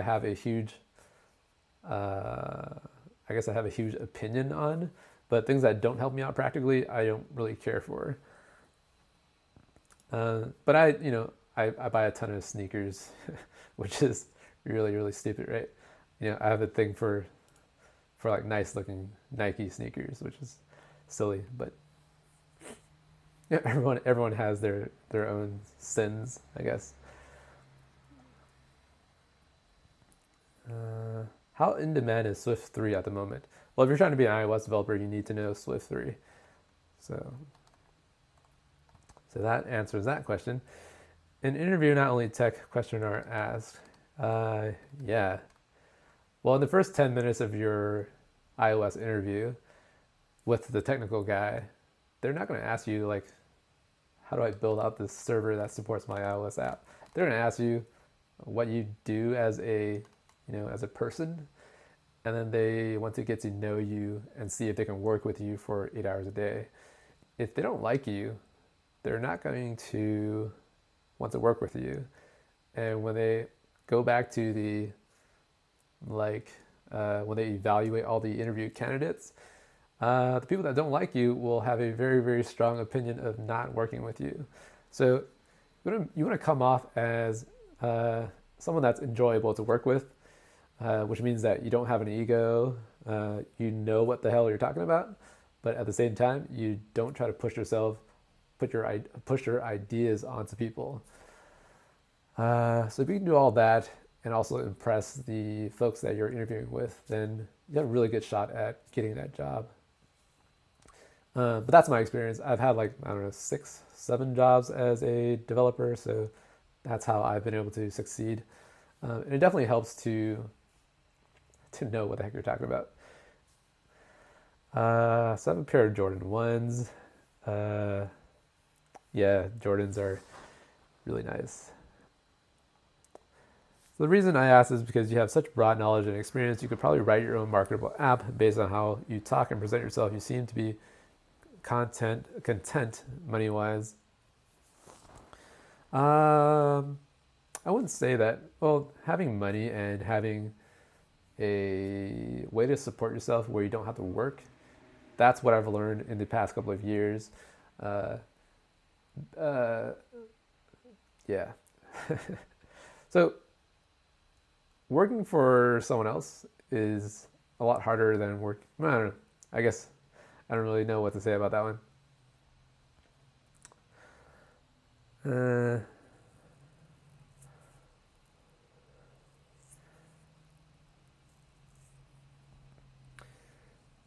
Okay, do you think Team Treehouse is a good way to learn code?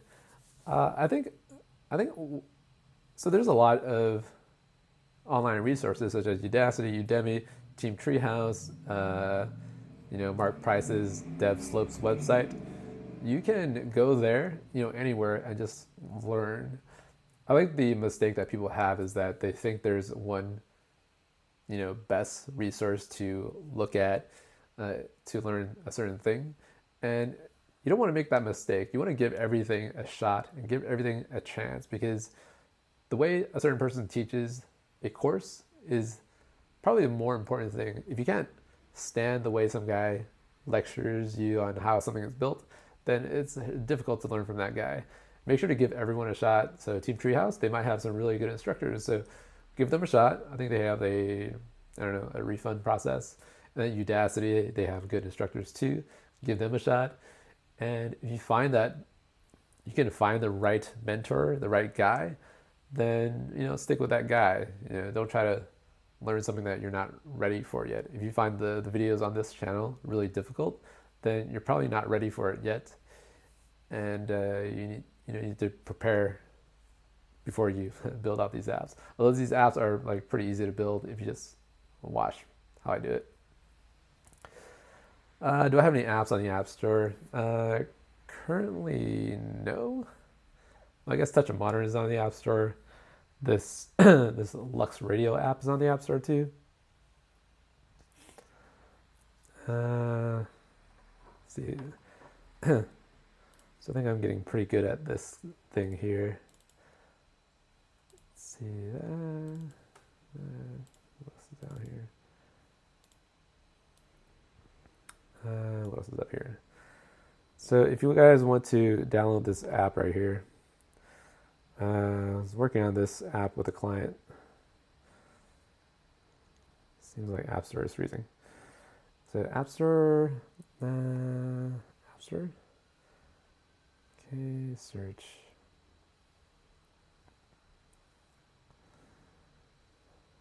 Yeah.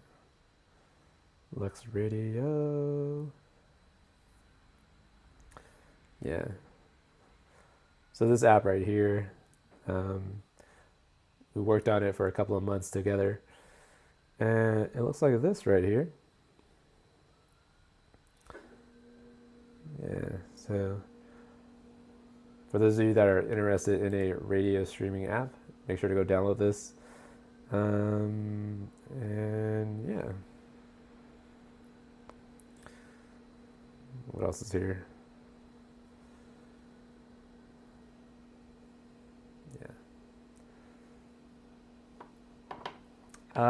One question I have for you guys: what do you guys think of the stream video quality? So I mentioned this earlier, and I had to purchase this box here called a Ultra Studio Mini Recorder that allows me to broadcast the video coming from my GH4 camera.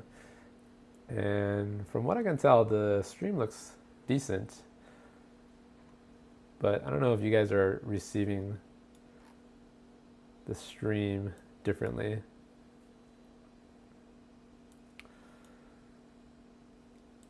Okay.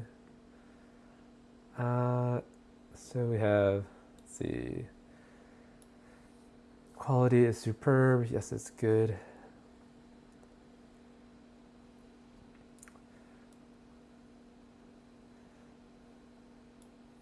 Yeah. So that last stream where I was using this camera here, this thing called I don't know, can you see it?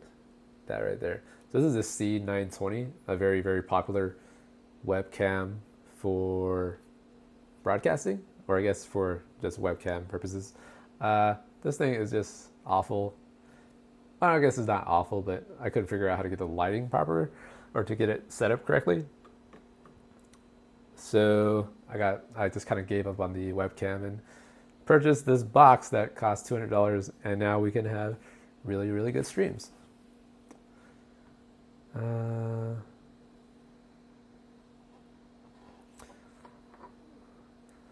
So the name of this app is called Lux Radio, and it's LUXE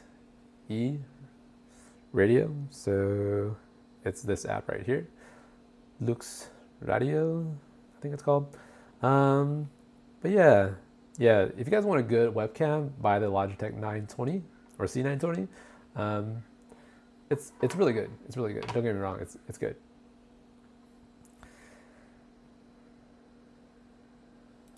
Yeah.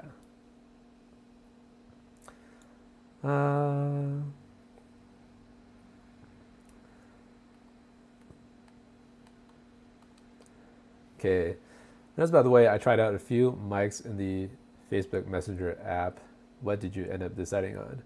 So I have a couple of mics. This is a Blue Yeti mic right here. Blue Yeti. The thing that's difficult about working with this mic is that you have to be talking into it like this. So you have to talk like this, right? And you can see I have to hold the mic with two hands like this. Otherwise, it's on a boom pole, and you have to put your face like this, and then code like that, and then talk like that. So the issue is that it's difficult to work with this type of microphone. If you guys are looking to create your own YouTube content, this is a very good mic, but it's also too big. It's like really huge, right? And I can't figure out a way to put this in frames in a way that doesn't bother me. I guess being sort of a perfectionist, I want this thing in front of me.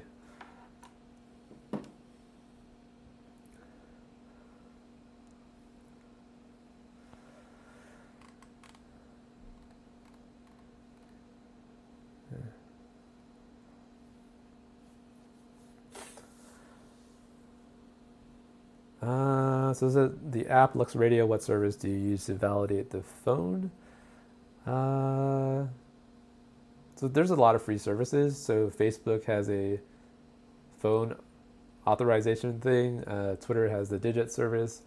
And then you have, Twilio that also does phone verification. So Facebook, Twitter, and Twilio.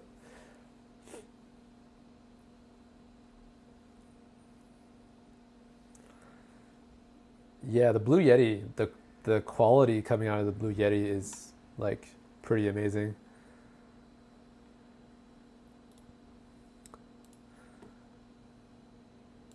Let's see.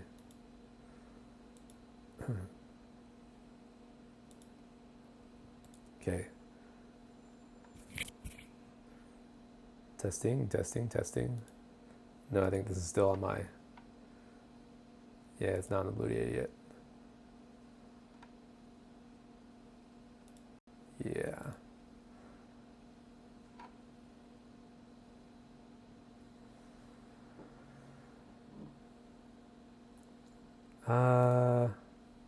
Yeah.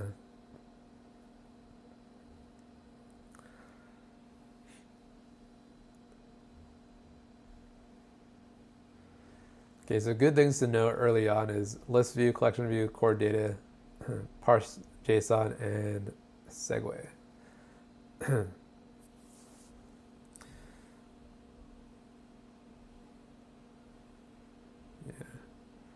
So this is a Sony lapel microphone. Maybe when I make a video on my recording setup, I can link all of the equipment that I have to make the broadcast. Okay, so this live stream has been going on for 2 hours now. I can't believe I've been sitting here for 2 hours. Let's all get back to our regular lives now, and then we're going to end the stream here. Hopefully you guys, found out some more information about me, and we're going to end the stream. Tell my voice is kind of giving up on me right now. And I'll see you guys probably Monday on another video on the Twitter application to build out the list of user cells with the users inside of each one of those cells. And then later on, we'll talk about how to make the cells have dynamic height based on the content that we have in the cell. So interesting way to calculate how big the string, or how much space you need in the text view to fill up the entire string. So interesting stuff, and hopefully you guys have been able to use the LBTA components library to make your lives easier. Definitely makes my life easier as a video streamer person. So anyways, that's it for today. I'll see you guys probably next week in the stream. Goodbye guys, and Albert, 下次见啊，bye。